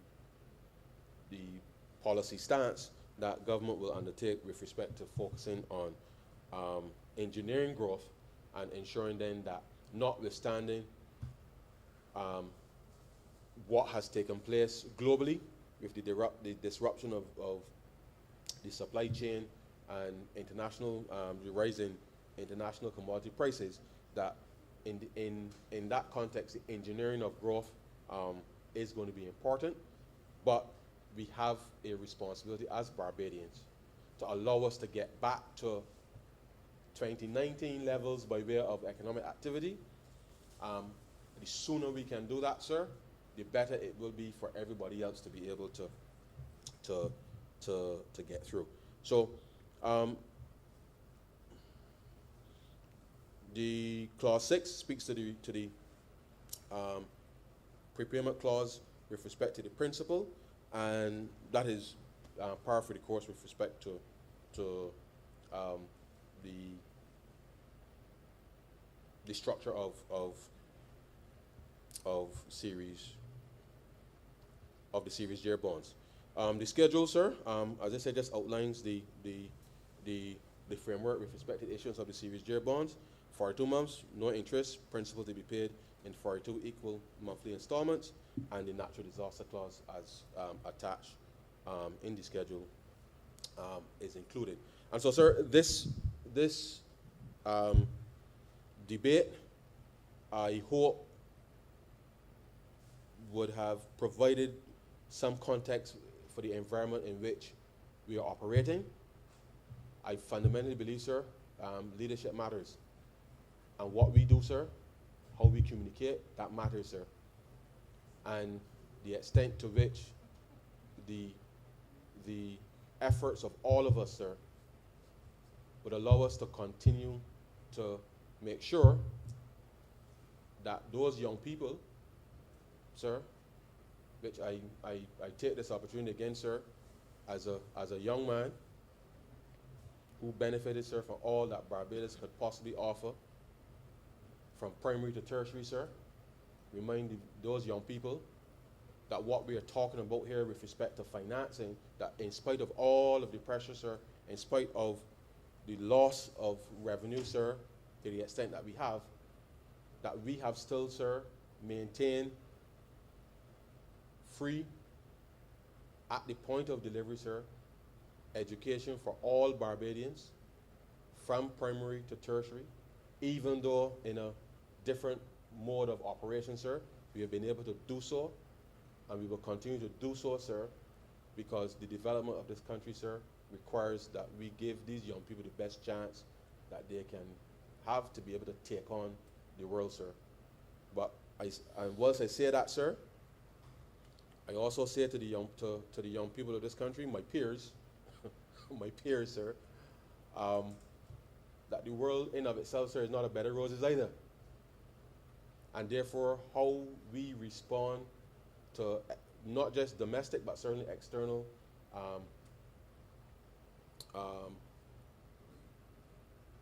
stimuli will determine, sir, will determine the future of this country. And not everything that we want, we will get in the time frame that we will get. As you know, sir, the grandmothers always tell you, very, very diplomatically, sir, she knows when to tell you no and when to say yes. And as young people, sir, we have to understand that in the context of a perceived environment where you can respond to things instantaneously and get that attention, the reality is that in the real world, sir, things don't work like that. And I think it behoves all of us to remind our young people that hard work, sir, and discipline, hard work and discipline is what is required to be successful in anything that you do in your life, sir. And there isn't any real shortcuts to success, however you choose to measure success. And therefore, in the way that we are structuring out this bill to be able to respond to what we owe people, I'm saying to young people across the length and breadth of the country, sir, that hard work, discipline is what is required, sir, from all of us, to be able to make the difference with respect to not just the response to the pandemic, because the pandemic will go away at some point. But the point is that hard work and that discipline and the leadership that we would want those young people to be able to undertake 10, 15, 20 years from now, sir, that is the example that we wish to set for them, and to be very candid and to be very honest with respect to the way that we conduct the affairs of this country. And so, sir, the bill before the chamber, as I said, outlines the new framework within which we will be able to settle these matters. And in committee, as I said, sir, I'll be making the amendment with respect to the settlement of current liabilities. And so, sir, I am satisfied that the government of Barbados and the Ministry of Finance, I am satisfied, sir, that the conduct of our affairs has been done for the benefit of all Barbadians, sir. And I can also indicate to the country that as long as we continue to stay focused as a country, stay focused as a people, sir, that it is well within us to be able to move this country from where it is today to be able to provide opportunities for all of those young people who have had their lives completely disrupted, certainly in the last 18 months. We have all had to respond in various ways to the circumstances. It has not been ideal for anybody, but Barbados is not alone. But the way that this government has been able to conduct itself on your behalf, I think Barbadians can be proud. And I say to those young people, do not allow anybody to mislead you or to lead you down a path that is not the right one. And we must be able to discern sense, sir, from nonsense, sir. And I hope that the young people will take the opportunity not just to spread and propagate things on social media, but if you want to know about anything that we have done on your behalf, you can come to this Parliament's website, sir. And the truth is, sir, I think the Parliament's website is perhaps the best kept secret there is in the country, because whilst we are here conducting the people's business on their behalf, a lot of misinformation is being fed out there, despite the best efforts of the ministries and JS to be able to put information out. I think the Parliament's website, sir, is a treasure trove of information, and I believe that we could possibly do a better job at disseminating said information, sir. But I say to Barbadians, when assertions are being made about things, come to the Parliament's website and read in your entirety and determine for yourself whether or not the government is acting on your behalf or not, whether it's transparent or not. Because there is a notion out there, sir, among some people, that the government isn't transparent. And I would love to be able to say that we can make information available in an instant. We are not yet there yet, but we have always come to this place. We have laid documents in this place. I know people are usually interested only in the Auditor General's report, but the other reports that are laid in Parliament that do not receive the same kind of media coverage. But the point is, sir, we come to this place as we are required to do by the law to present not just bills, but the appropriate documentation about what we are doing in the name of the public. We will continue to do so, sir, and this is just but part of the continuation of that process. So I say to Barbadians, visit the Parliament's website. If you are interested in understanding what is taking place, you can reach out to any of the members to ask questions about what is being done, which we've been trying to respond to, sir. The Ministry of Finance is always available, sir, for queries with respect to what is taking place. And just be assured that your government is not in any way associated with any monies or any reports of monies or anything, sir, that is at the expense of Barbadians. We are all Barbadians, sir. And as Barbadians, I know that we have not done anything to betray the trust of Barbadians with respect to the management of this pandemic. We have not done anything to betray the trust of Barbadians with respect to the management of the finances, sir, with respect to Barbadians. The circumstances of COVID-19, sir, are real, and whilst people may choose to operate in a different space or a different universe or a different reality or whatever they may wish to operate in, sir, we come here to do the people's business. We will continue to do the people's business. And I say to all of the young people in this country, stay focused with respect to this reality that we're operating in, and to stay focused on the opportunities that the government will continue to try to make available, not just in Barbados, but opening up opportunities as well outside of Barbados, because regrettably, the impact of COVID has been such that we really do have to take advantage, sir, of any opportunity that presents itself for the country to be able to move forward and move forward quickly. And so, sir, with those few words, I beg to move that this bill be read a second time. I'm obliged to you.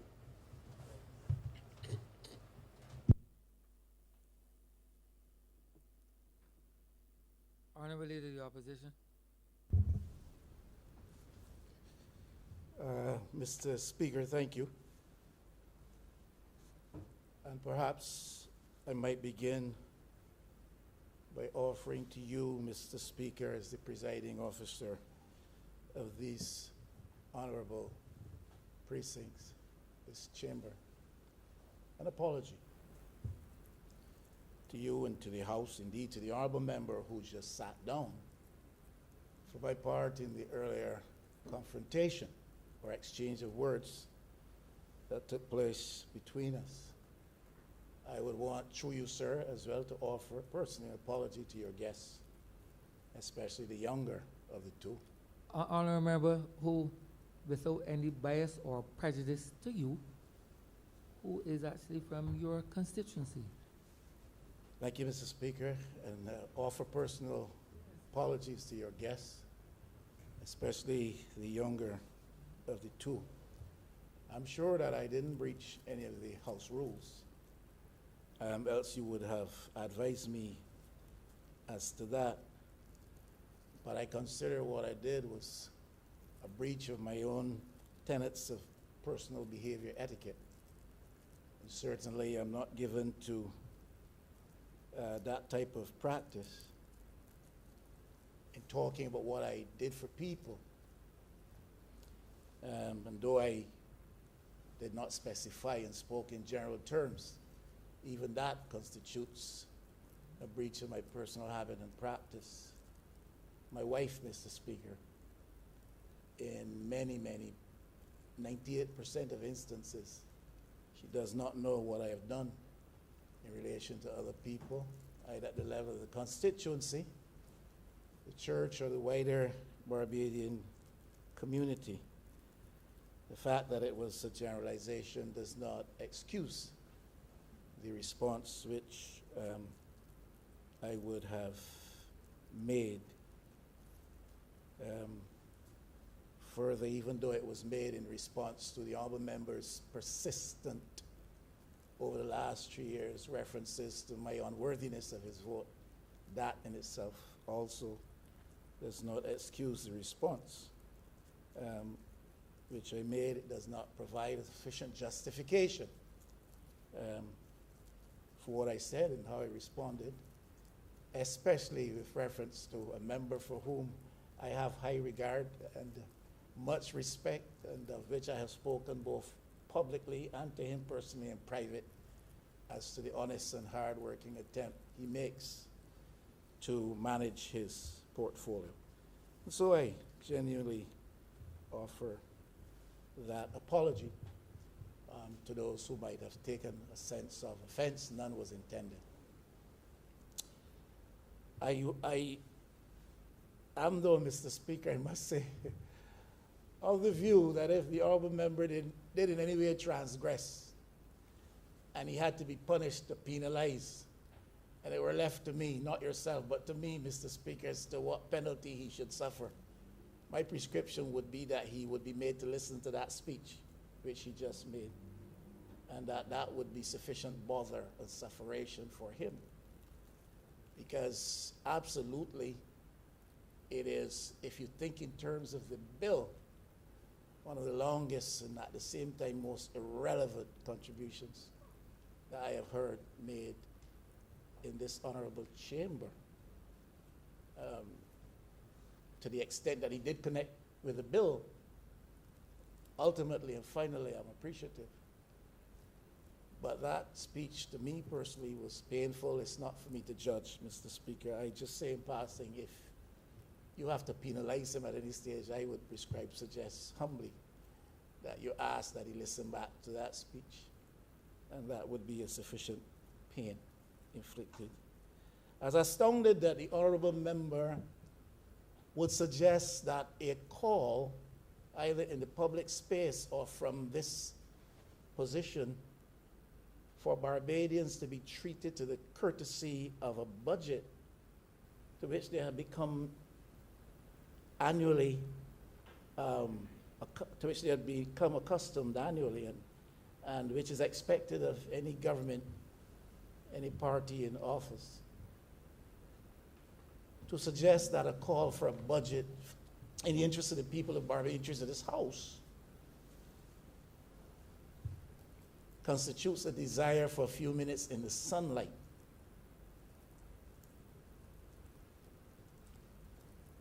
Was very disappointing. When we call for a budget, and I do make that call again from this floor right now in this instance, since the honorable member raised it, we call for a budget to be debated in the House in the interests of this House, your constituents and mine, and the wider Barbados, the wider Barbadian public. Can't dismiss it as somebody's desire for 15 minutes or whatever in the sunlight. It is in the interests of Barbadians, in the interests of this Parliament, that we make that call. You see, the public has a right to know. The public of Barbados has a right to know how its financial affairs are being managed. It's not a desire for anybody to find a space or time in the sunlight. It may be all right for the cabinet not to know what is being done in the interests of Barbados. It may be all right for cabinet ministers not to know what is being done, even when it refers to their portfolios. It may be all right to overlook them. It may be all right to think that they're so burdened with other responsibilities, they don't have time to be brought up to speed, and they cannot be burdened with matters pertinent to their portfolio. It may be all right that the cabinet does not know if the cabinet feels that way disposed. If any member of cabinet feels that decisions should be taken with reference to his or her ministerial portfolio and he or she not be advised, he or she not know, that may be all right. But I don't think you are of the view, neither am I, and I pray neither is this Parliament, of the view that it is all right for the House not to know and for the people not to know, to bring and to present a budget to the people of Barbados, and especially so in these difficult times. I mean, you're going to meet with the IMF, and you're going to give them all kinds of accounting and reckoning and reporting, and to call for the same courtesy for the Parliament and for the people of Barbados is his expressed desire for a few moments in the sunlight. That is coming from a Minister of State, Mr. Speaker, and the Minister of Finance. Well, his colleagues may not want to know, but as the MP out of St. Michael West, I want to know, and I speak for you, since you can't on this score, people of St. Michael Central, through you, want to know as well. The Parliament needs to be apprised. We are still operating under a parliamentary system of government. Now, if the cabinet system of government breaks down and ministers don't know what is going down,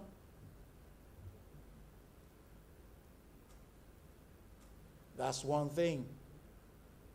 But this Parliament must know, should know, ought to know.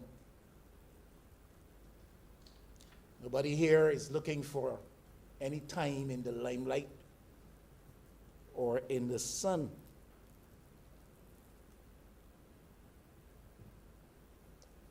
If we use that analogy, this particular administration, for every one day the leader of the opposition has in the sun, this administration in the hallowed halls of this Parliament has 28 days in the sun for every one that the opposition in this House gets. This administration has 28 days in the sun for every one, if we use that analogy, that the opposition in this chamber gets. And I'll tell you, by the practice which we have become accustomed, which we observe, it's almost 365 days they have in the sun per year, because every day they are on the public media with some kind of press briefing, some type of press conference, and it is repeated 2 times a day, 3 times a day. It preempts news, it preempts all kinds of stuff. And that is endless days in the sun, if you want to use that analogy, Mr. Speaker. So don't come in here and tell us that when we ask what has become of the budget to which we have become accustomed, how are the Barbadian people going to be advised? You don't only report to the IMF. IMF did not elect this administration. People of Barbados did. You report to the people of Barbados, and particularly so through this Parliament, not only through a controlled media, especially the media entity represented in the Pine, Mr. Speaker. So whether we're talking about vaccines, the people have a right to know. whether or not we are talking about vaccines acquired or not acquired, paid for, not paid for. It is the people's right to know. That is not about any time in the sun. To get behind a microphone in some sheltered studio and speak a few words unchallenged is insufficient. So whether we're talking about vaccines or we're talking about ventilators, whether they're sufficient and how many are defective and how were their source, the people have a right to know. That's not about any time in the sun, Mr. Speaker. I didn't plan to talk about these things. The Alban member introduced this line of argument. What, 15 minutes in what sun? Whether you're talking about vaccines, a failed attempt to acquire vaccines, the level of commitment made to the intermediary source. People have a right to know. People have a right to know. How could it be that the Minister of Health did not know? Do we still have cabinet government? Mr. Speaker, the people have a right to know.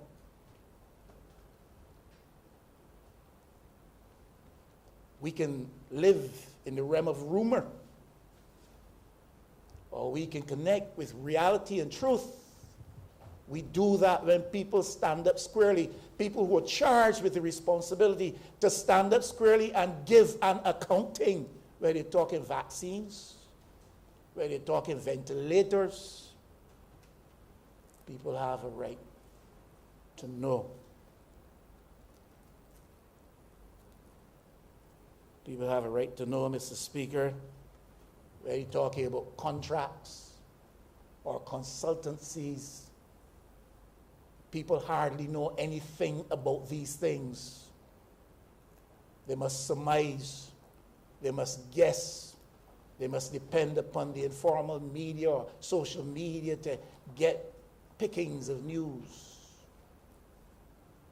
Because people who are charged with the responsibility for managing and accounting for these things, people who enter into these arrangements, enter into these agreements, feel that they cannot be challenged, they cannot be questioned. That might is always right. So don't tell me about moments in the sun because you call for someone to stand in this house, this place, that legitimizes the spending of taxpayers' money, and you say it's a desire and appeal from somebody to have moments in the sunlight. Clearly, when you make those types of statements, you yourself have been exposed to the sun a bit too long.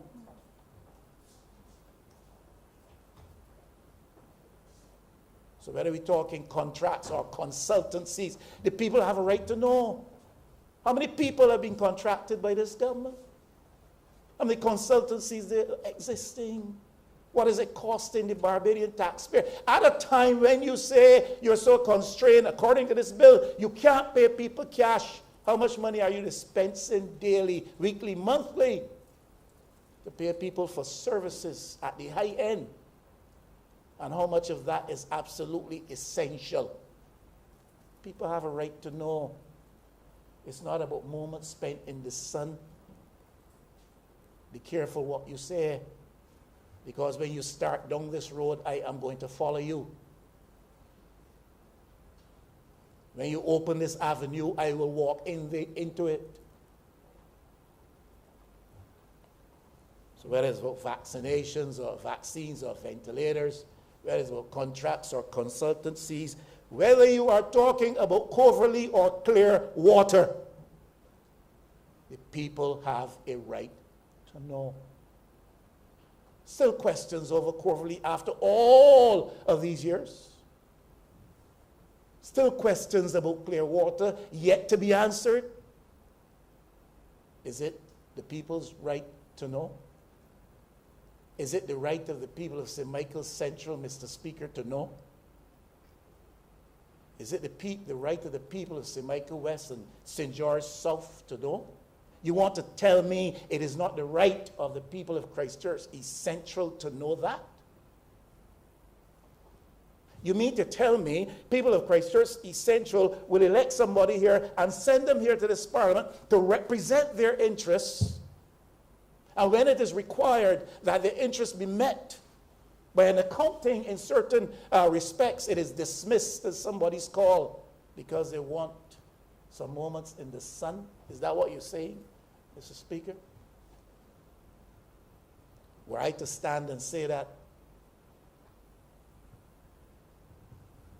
not cognizant, not respectful of, not mindful of the interests of the people of St. Michael West, they should readily and summarily dismiss me?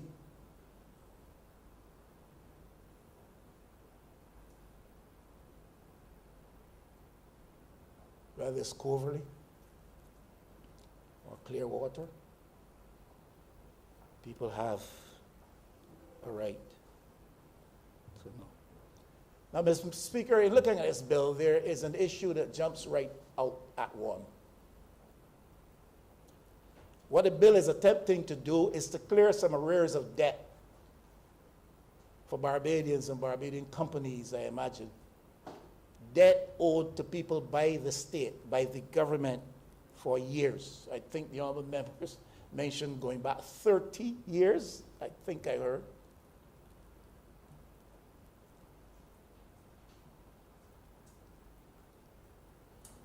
And the thing that jumps at you, Mr. Speaker, is that this represents to me what is a perennial practice of injustice in Barbados, where government acquires land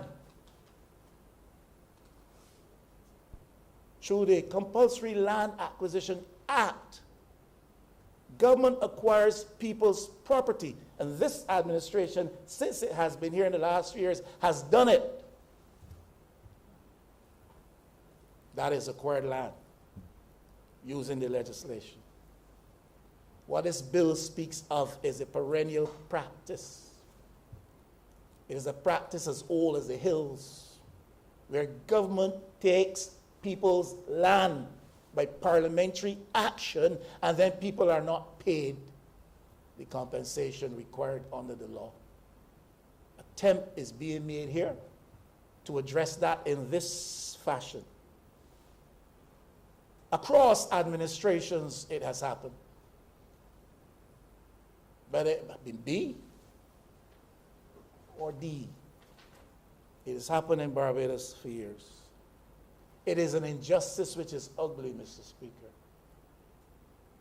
It is an injustice which is institutionalized. It is part of the institutional culture of the state. Now, over the years, it has practiced this. Take people's land and then you do not pay them. Or the court awards. The court fines and awards compensation in the name of people against the state, the government. And then the government does not honor the ruling of the court by ensuring that those monies are paid. It is an institutionalized form of injustice, Mr. Speaker. I am sure, Mr. Speaker, one as widely practiced as you are. One whose repute with reference to success in his field is as well known as it is, as well established as it is. You have had cases on behalf of people acting before the court, where the court has awarded your clients in their favor by dint of your hard work. And then some government somewhere frustrates the process.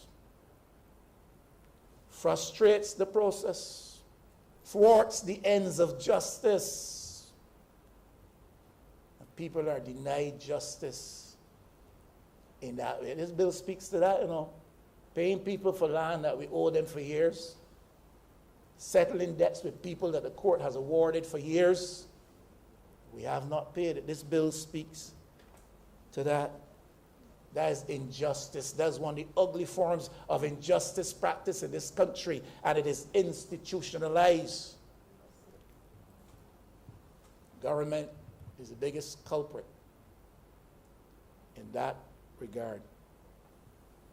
You know and I know, Mr. Speaker, that access to justice, when that access is frustrated,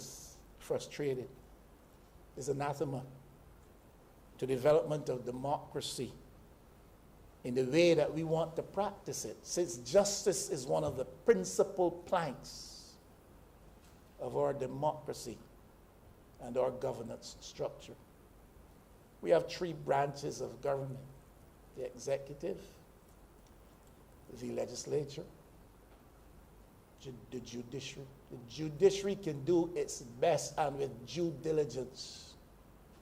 Then you have this ugly practice persisting. Justice being accessed, but at the same time being denied. That is what's happening. This is what this bill speaks to, and I do not know if you can read this bill and not be moved by that consideration. That is a principal plank of the governance model that we have established in Barbados, in our democracy, under a system of governance and government.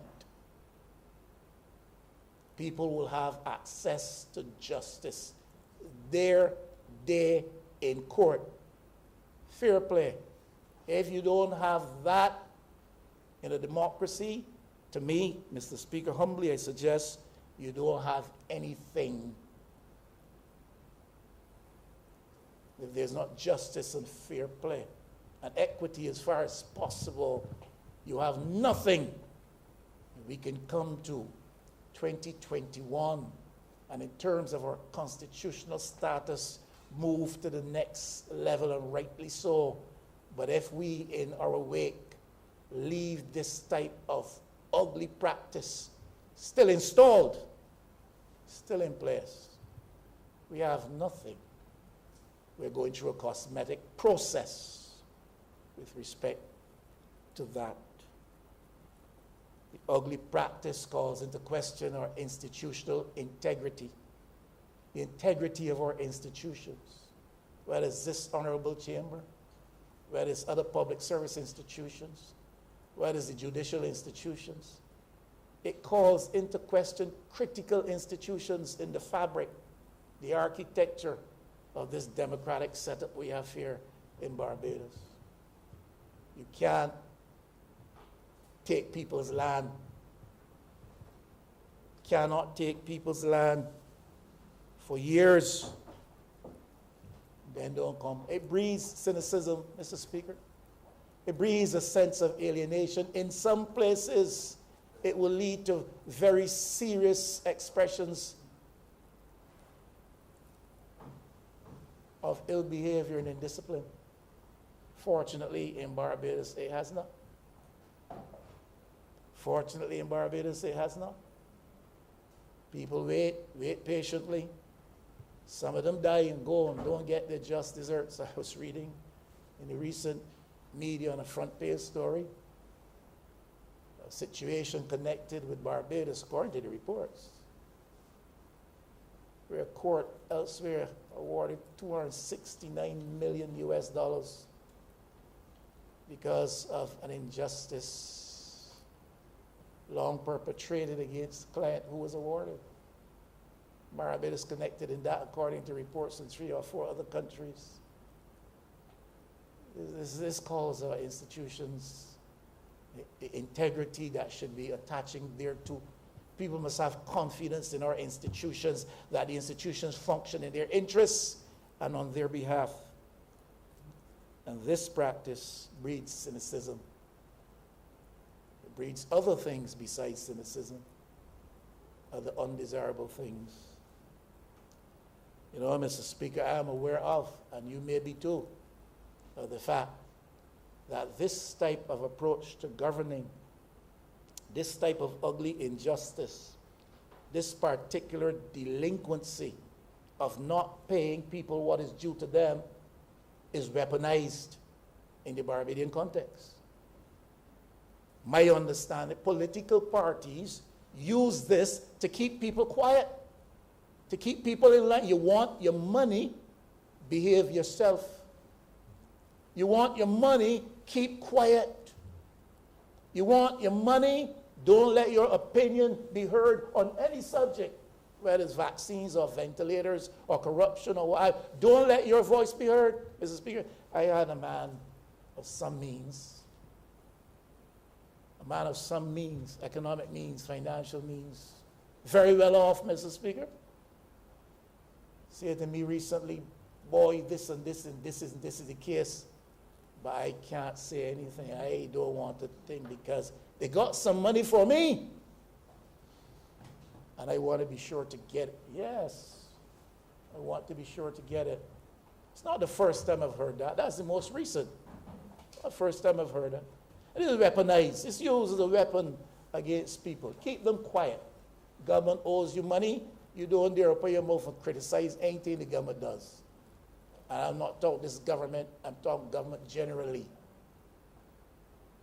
You don't open your mouth to say a word because you live in the hope that you will get your money before you draw your last breath. It's weaponized. So they took your land, they promised to pay. And they will pay you in due course if you wait and be decent about it and be quiet. Keep your mouth shut if anything controversial comes up. So they keep you quiet. They silence you. You see, it is a weapon being used. This is where politics, this is one of the ways, Mr. Speaker, in which politics corrupts the practice of justice. So you work your best in the interest of your client, and a fair judge voices an opinion in support of your argument, and your client wins the case. But the politics of the day corrupts the practice of justice because it thwarts the efforts of the court and it counters the interests of innocent people just seeking their fair recompense. If that doesn't happen, Mr. Speaker, you can correct me. The other side, of course, is that this type of thing is used to facilitate party friends. So if a friend of the party is owed something, we move very quickly to make sure that friend of the party is compensated, gets his or her just due. It works both sides. It works both sides, Mrs. That is what we live with in a Barbados of today. Now, if this is not the reality, I pray somebody would correct me. I apologize. I sit down and not say it again. But if you're friends of those who have the authority, you can wait patiently until your turn comes, because inevitably and most assuredly, your turn will come. You will obviously sometimes even get ahead of others in the line. Others will be waiting before you, but they're not supporters and friends of the party. So they don't get, you get. This is how justice is corrupted and frustrated. It would be good to know, Mr. Speaker, who are those to benefit from this legislative intent of the government. The object of this bill is to pay people who have been owed money up till September 2018, and then the honourable member went on to say that would be amended to become a more general context. Those who are owed will be paid. Well, it'd be good to know those who are owed, even if only up to September 2018. It'll be good to know, therefore, who is going to benefit from this legislative intent. Is it everybody, Mr. Speaker? Is it everybody owed by the government at this time? Is it everybody owed? If it is not everybody owed, what is the selection criteria for those who have been chosen to have their needs met? and to experience finally the workings of justice in their behalf. How were they selected?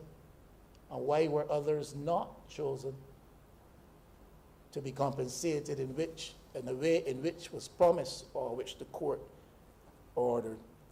It would be good to know what are the amounts scheduled to be. Nothing so, Mr. Speaker. A long speech about leadership and who should say what and who, going back there, long speech about, but nothing so. No indication that this is X million or Y billion. No indication that it is 30, 40 people that we're talking about, 10 companies. Nothing like this. Nothing, no information, because the Parliament is not deserving of such information. I mean, after all, if cabinet ministers don't get it, why should the Parliament expect that they would get it? Nothing so. Nothing at all like that. I believe, and the honorable member for Christchurch East Central really should admit, sadly enough, this is only prompted by IMF imperatives. In other words, International Monetary Fund, under the extended fund facility, that agreement, one of the prescriptions is that this government settles its debts. This is not coming out of the bosom of goodwill of the government. This is coming because it is an IMF requirement, and at due course, you have to report to the IMF. One of the things you have to do, collect what is owed, pay what you owe. That is where this is coming from. This is not charity, not generosity of the government. This is not even motivated by reasonable action. This is motivated by imperatively prescribed IMF conditions. Pay your debt. Pay down your debt. And sometimes, Mr. Speaker, poor people get caught up in this snare. Perhaps if it were only the rich and the famous, though it would bother us, we could sleep a bit better at night. Poor people get caught up in this kind of snare. I remember distinctly a family owed by the government compensation for acquisition of property over 25 years. The guy told me when he called, over 25 years. Talked about it here in this Parliament.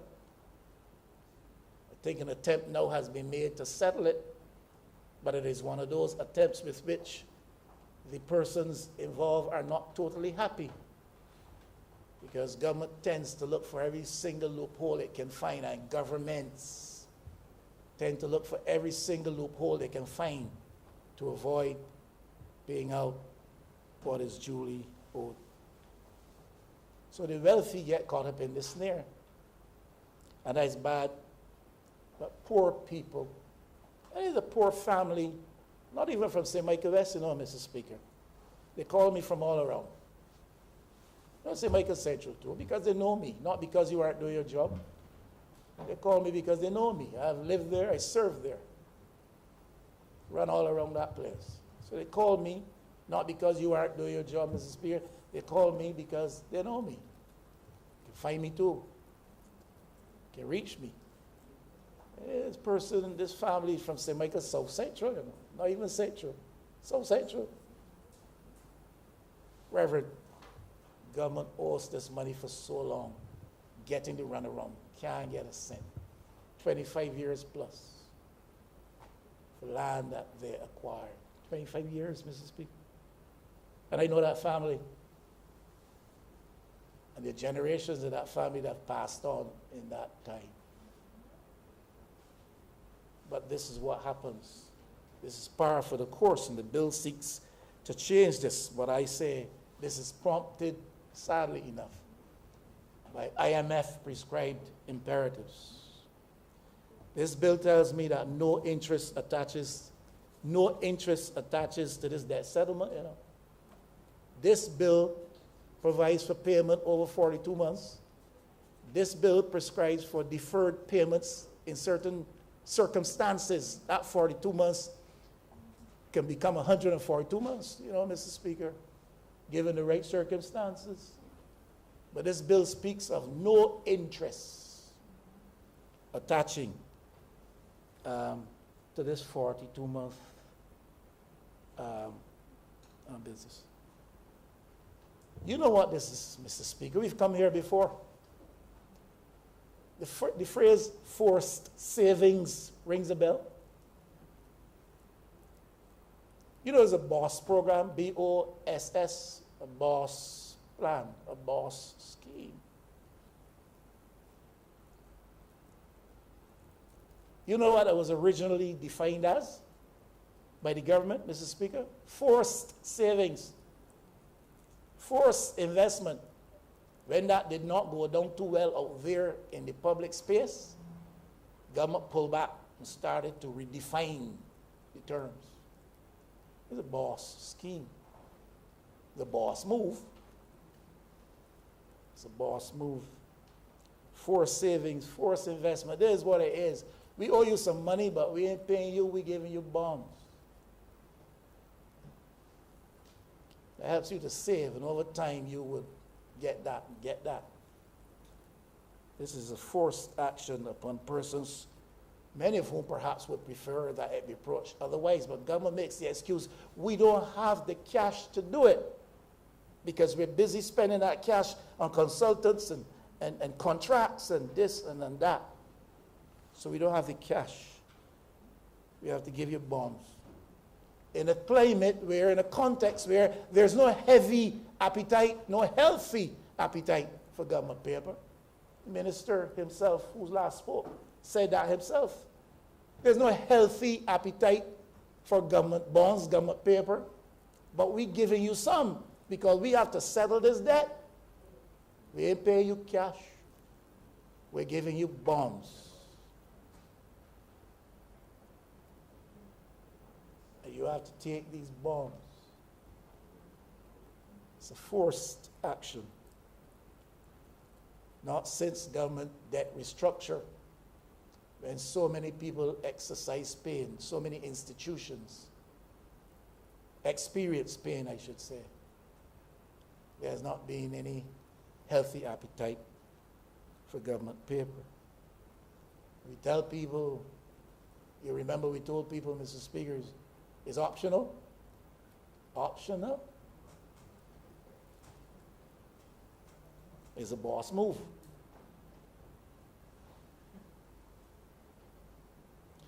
Purportedly, it was said, this is a good way of engaging in investment and earning from your investment, especially for lower and middle income people, especially for public service. We heard all of that, and I got up in here, Mr. Speaker, you would recall, because you have a memory as long as an elephant. And they were reporting with loud boast, is 95% buy-in by public servants in this BOSS scheme. 95% of the public servants want this, based on a meeting poorly attended, a representative number of public servants, some of whom voted for this thing, others dismissed it, but the loud boast was made, 95%. I counted that in here, and it was dismissed. My view then still holds now. It was an attempt to relieve government of the expenditure of meeting public servant salaries fully and diverting some of those funds to be used in other projects. And that ultimately it would not be public servants that would benefit, but people who had the disposable income who would snap up those bonds. Ask what has been the reality. Ask and discover, find out, Mr. Speaker, what has been the reality. And a lot of that which has been snapped up on what they call, I think, the secondary market. But they made a BOSS move, according to them. It's not public servants, especially those near the bottom. but it's people with means and people with money that were able to benefit from those bonds. That's left a bad taste, a poor appetite for bonds among majority of Barbadians. Now, Mr. Speaker, I have to say, because this government is very loud in pronouncements about climate change, the fact that the climate, the environment around us has changed significantly because of this global factor, phenomenon we call climate change. It's impacting Barbados already, we are told, significantly. There's a natural disaster clause in this bill. Put simply, if a natural disaster of certain proportions, and we have experienced some of them in recent times, and in the context of climate change, it is anticipated, I am sure, or feared, I am sure, by this government that we will probably face a couple of those events going forward in the next few years. More than a couple. There's a natural disaster clause, and here it says, we give you bonds over 42 months, we will pay you. But if a natural disaster event takes place under the CRIF policy to which we are subscribed, then we will defer that payment. You ain't getting that money for, we will defer. Payment is stopped and resumed at a later date. That is in there, you know. If I were to ask you, Mr. Speaker, if I were to ask any member of this House, and none of us here claim to be prophets, none, stress that. We would ask any of us here, do we imagine that in the next 2-3 years, 3.5 years, we're going to experience weather events in this country that can constitute the premise for invoking this natural disaster clause? Do you think we're going to experience anything like that? The answer resoundingly by everybody would be yes.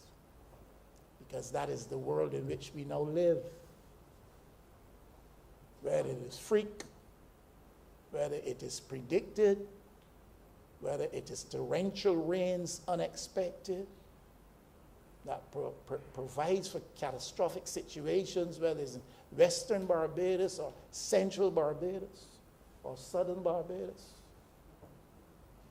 Anybody in here would surmise that within the next 2 or 3 years, we will probably find ourselves subject to some such event, more likely events that will constitute the basis for invoking this clause and deferring those payments, which we say will take place over 42 months. In actuality, maybe much more than 42 months.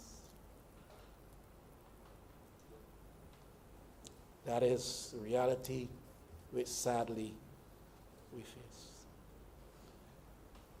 When we read bills like this and governments attempt to provide for responding to these types of debts, the question still looms large with me and with many in this public space, Mr. Speaker, as to how government is going to manage its debt going forward. Yes, out of necessity, we have borrowed millions and millions and millions of dollars.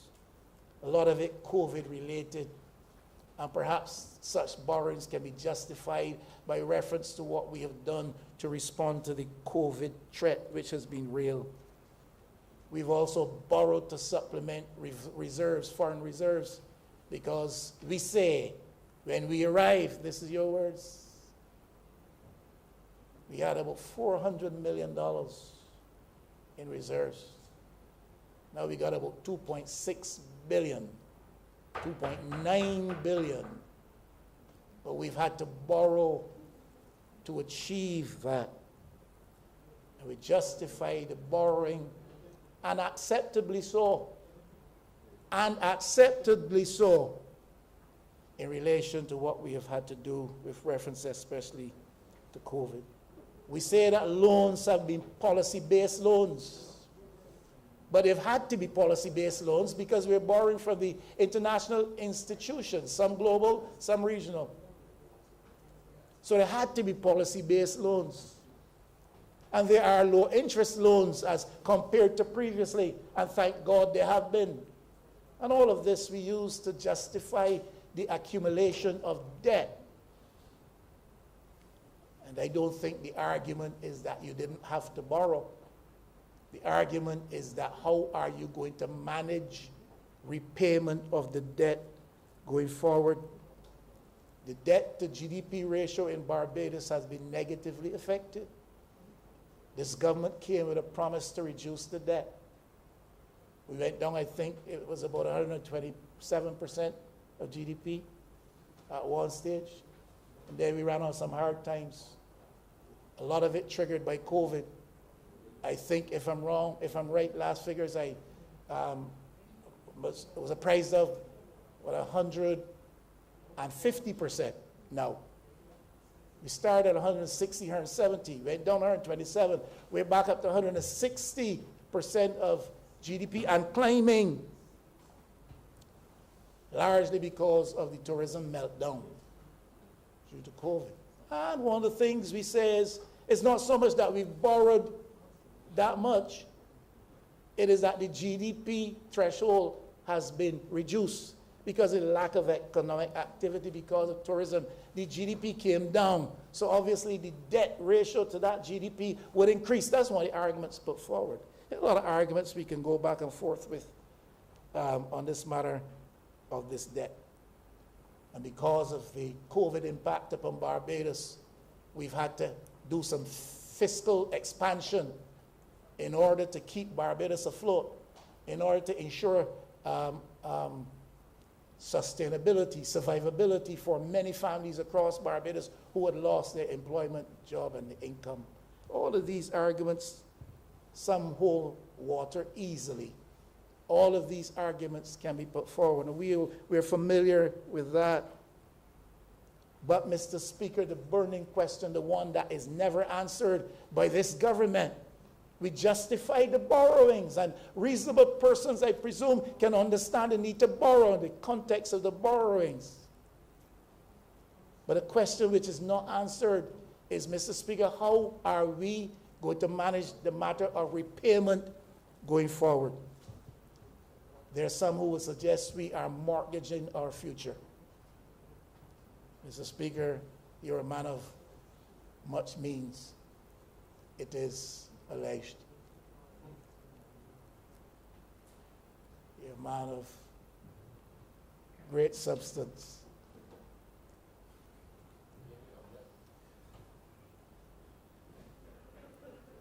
Mr. Speaker, he who attempts to speak out of Christchurch East is equally a man, or perhaps more so a man, of immense substance. And neither of the two of you, Mr. Speaker, would want to mortgage your children's future. And if you have mortgage commitments, you want to pay that down and not leave that for your children to pay. What we're doing right now in Barbados is mortgaging our children's future and accumulating a debt level which we are justifying and can arguably so justify, but are not suggesting clearly in any terms how are we going to repay that, how our children will repay that going forward. Our debt must be pushing up to about $14 billion by now. Not sure it's the exact figure, maybe 13, 12, $14 billion. Barbados debt. Barbados debt. Pushing up to 13, 14 billion dollars by now. Last year we've borrowed probably a whopping $1.5 billion. 2021. That's a lot of borrowings, Mr. Speaker. The thing about this debt, Mr. Speaker, it is that it is denoted or denominated in foreign dollars. This debt has to be repaid in foreign dollars. They in Barbados dollars. I talk about debt levels in foreign dollars.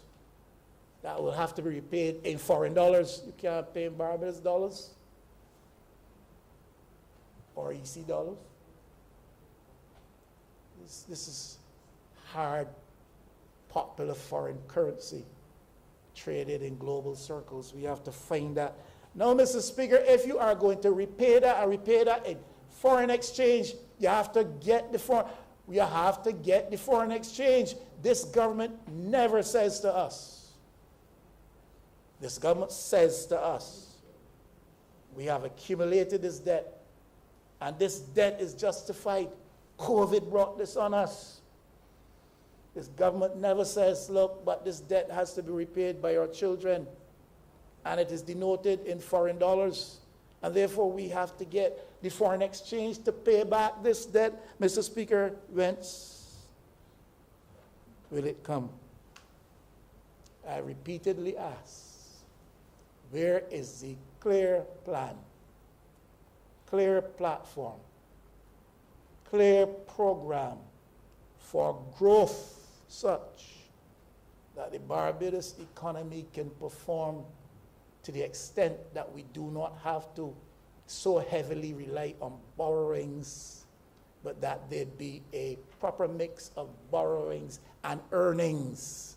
The government boasts of borrowings, justifies borrowings, does not speak to earnings, has outlined no clear strategy or plan to earn. We're kicking this debt can down the road and wrapping this millstone around the necks of our children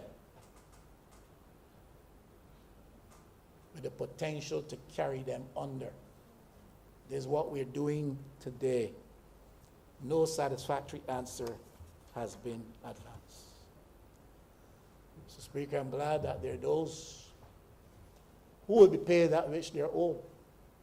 This means outlined in this bill under which they will be paid, again, is by the use of bonds, Series J bonds. And they are subject to natural disaster clause, which can defer payments beyond 42 months. And in the original instance of that 42 months, there is no interest rate attaching to it. It is an attempt, I would hope, to correct an injustice which perennially has persisted in Barbados, where people are unfavored by the system, notwithstanding what the court has said, notwithstanding what their rights are under law and law established by this very parliament.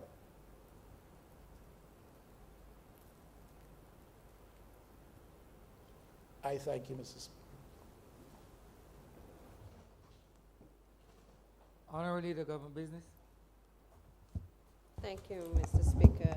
I beg to move the suspension of the sitting until 2:45 p.m.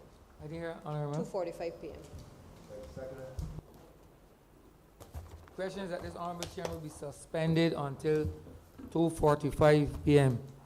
All those honorable members in favor, please say aye. Those against, please say no. We think the ayes have it. This honorable chamber stands suspended until 2:45 p.m.